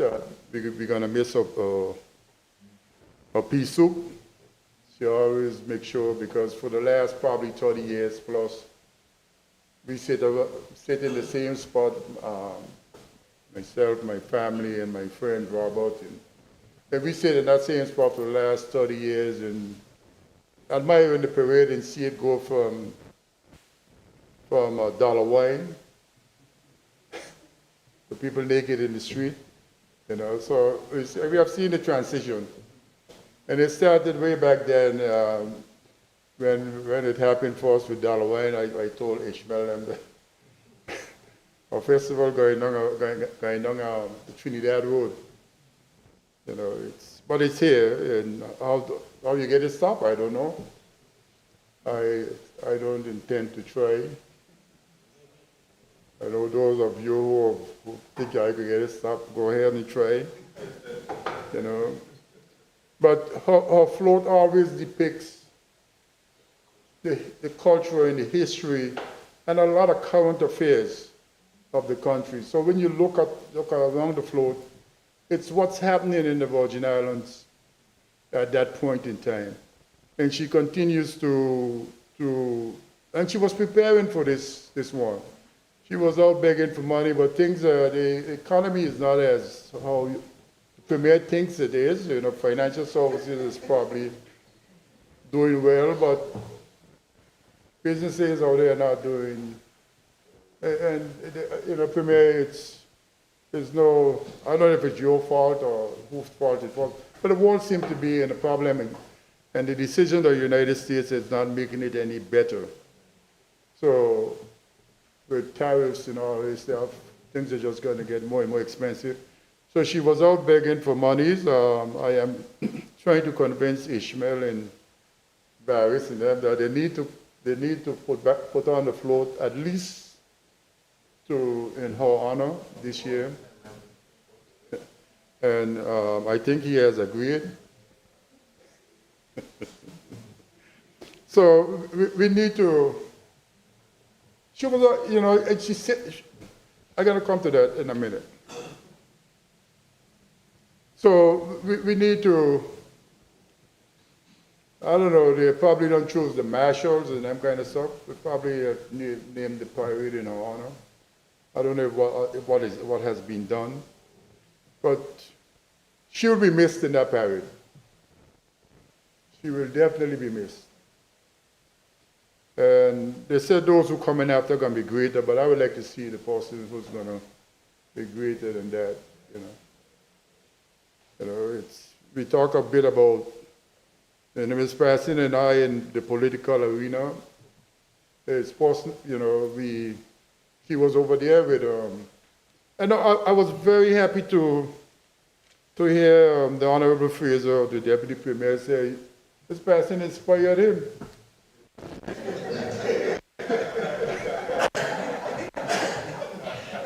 You know, I'm sure if she was here, she would have been so happy to hear that.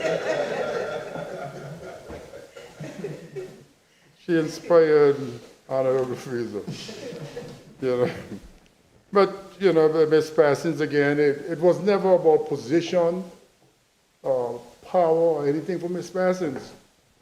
It was what's good for the Virgin Islands as she sees it. You know, she was the deputy premier, deputy chief minister. She was not happy with Julian and his government. And she basically left from over there and came over on this side. And Honorable Smith was she used to sit by herself. So it was an easy picking for the Virgin Islands Party to go with Smith, because she always sat different to the five of us who were elected under the NDP banner. And Ms. Parsons left over there and came over here. And she was never more happier than being over here, because as somebody said, she saw a well-oiled machine in operation. And we were doing everything that was possible to build our country. And it was amazing that I know Julian talks, Honorable Fraser talks about he was called from home. No, he didn't. There was no necessity to call you from home. Because it's one thing I believe, Madam Speaker, that I don't think that we should ever, as elected members, put the power in the hands of a governor to determine who's going to be the government in the country. And that's what we learned that day, Julian, Honorable Fraser. And if that, I will not have been part of that. The government, you either had to go back to the polls or leave the government of how it is. And we chose to leave it how it was. Let there be a minority government if at Linden switch over. So it was important for us to understand that we were building a country. And Ms. Passon understood that, and we were not interested in power for ourselves or just to wheel it. That was never the intention of Honorable Parsons. So, Madam Speaker, Mrs. Parsons and I, once she came over here, we traveled the length and breadth of these Virgin Islands and trying to help the less fortunate. And I take, children and older people, those were the two set of people we were concentrating on. And you will hear a lot of people talk about getting scholarships to go to school for Mrs. Parsons. And I like to be anonymous, so they never know who the rest monies were coming from. But it was important to help those people. And the older people today, but we seem to not, only we're trying to get them to heaven with Sankeys now. So we have Sankey week. We try to make sure they get to heaven with Sankeys, but they need a little more than Sankey, we need to look at what's happening with these older people. I can remember a vivid case where we went into Virgin Gorda. There was a home. The father had an ailment. The daughter had an ailment. And the mother was sick. And they had no running water in the house because their pump break down. And when Ms. Parsons heard it, Ms. Parsons said, Ronnie, what are we going to do? I said, well, we could help them. Them times the $30,000 they used to give us, we used to spend it wisely. We didn't just used to give it away. We used to go and look for people who need help and help them. When you come to me for want to go on vacation or keep a birthday party and that kind of stuff, I didn't used to pay you no attention. But we called Michael Thomas right there, and he said he can fix it. The next day, Michael went and put a pump and sent us the bill, and we paid it.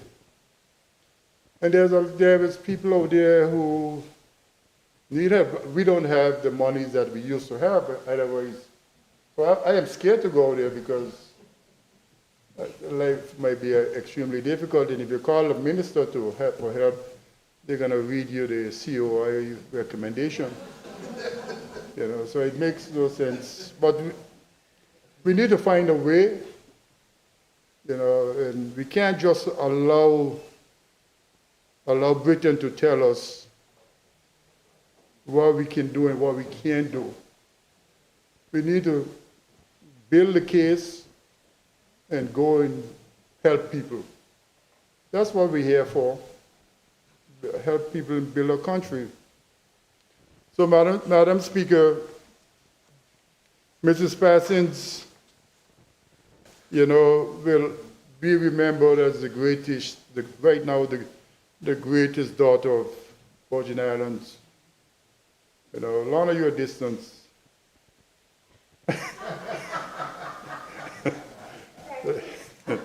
But I sure you will agree with me that she's right now, she's, not because she's gone, And I know my friend, did he go? Clay Letson. In his Friday stuff, he referred to me as Joseph Matthias or something. I went and claimed the body. I think that's what she wanted me to do. This.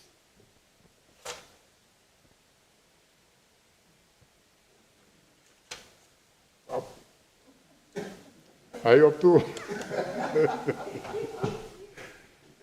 So we did that, and I had my friend again of many, many, many years, probably 60 years with me, so I was okay. Now, Madam Speaker, this, I haven't seen Arabella for a little while. Please accept my sincerest condolences on behalf, Janice is behind you, so she will give you her own. You can't speak for women nowadays, you gotta let them speak for themselves. If she was absent, I could have done it. And her brother, her son Mitchell, and the other, you know, they're not here yet, but they will come, and Miss Moore and Miss Betty and Miss Sherry, you know. Don't forget, you know, we coming Thursday to Betty. So you gotta cook again. You know, and one thing I will say, she always have Blue Label for me. If there's one bottle of Blue Label, she can hide it. Yes. And nobody gets it until no, that Shiva Regal is too cheap. No, Miss she never play with it. I think, Madam Speaker, I think we try to, as friends, we're going to try to lobby Johnny Walker to make a bottle of whiskey after Miss P. I don't know, whoever is the dealer here, we're going to see if we get it done. Because, no, it's, you know, I remember one year, I think Archie and I, Honorable Christian and myself, we bought a bottle of Henry the VIII, Henry the V. You know, and that's about a $1,800 bottle of whiskey. We shared, one of us couldn't carry the whole thing alone. And we gave it to her. She said she's going to drink this by the timber, and she's hiding it that nobody can get to it. So she enjoyed her life. She did it her way, and nobody can really say anything that she wasn't a real person. She was who she was. You know, she liked her Johnny Walker and she drinks it, you know. I believe sometimes, well, sometimes I'm not a doctor, I think that would keep her living so long. And I must say, you know, I can't leave here without giving some kind of credit on our behalf to Dr. Henry Jarecki. Because if it wasn't for Dr. Jarecki, to enable Ms. Passing to access the care when she amputated her legs that she needed, and Mary did, you know, could attest to it, she probably would not have been here. But she was here for a purpose for the 94 years she was here. Although she lost her legs, it didn't stop her from doing anything, you know. Betty and Sherry and Pope and them make sure that she got where she needed to go. And 3 hours and 2 hours in advance, you know. So, but Dr. Jarecki, you know, he did well for her, and I think Ms. Passing did what she did her way, and she will always be remembered by me and all the others. Thank you, Madam Speaker. Thank you, honorable members. At this time, I'll call on the clerk.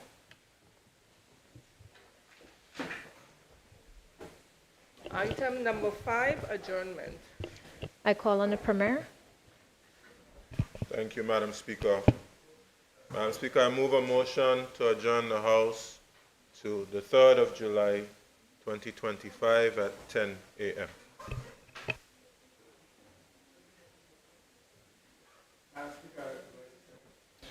Honorable members, a motion has been moved and seconded. Those in favor? Aye. Those against? Ayes have it. The motion passed. This House is now adjourned Thursday, the 3rd of July, 2025 at 10 a.m. House is now adjourned.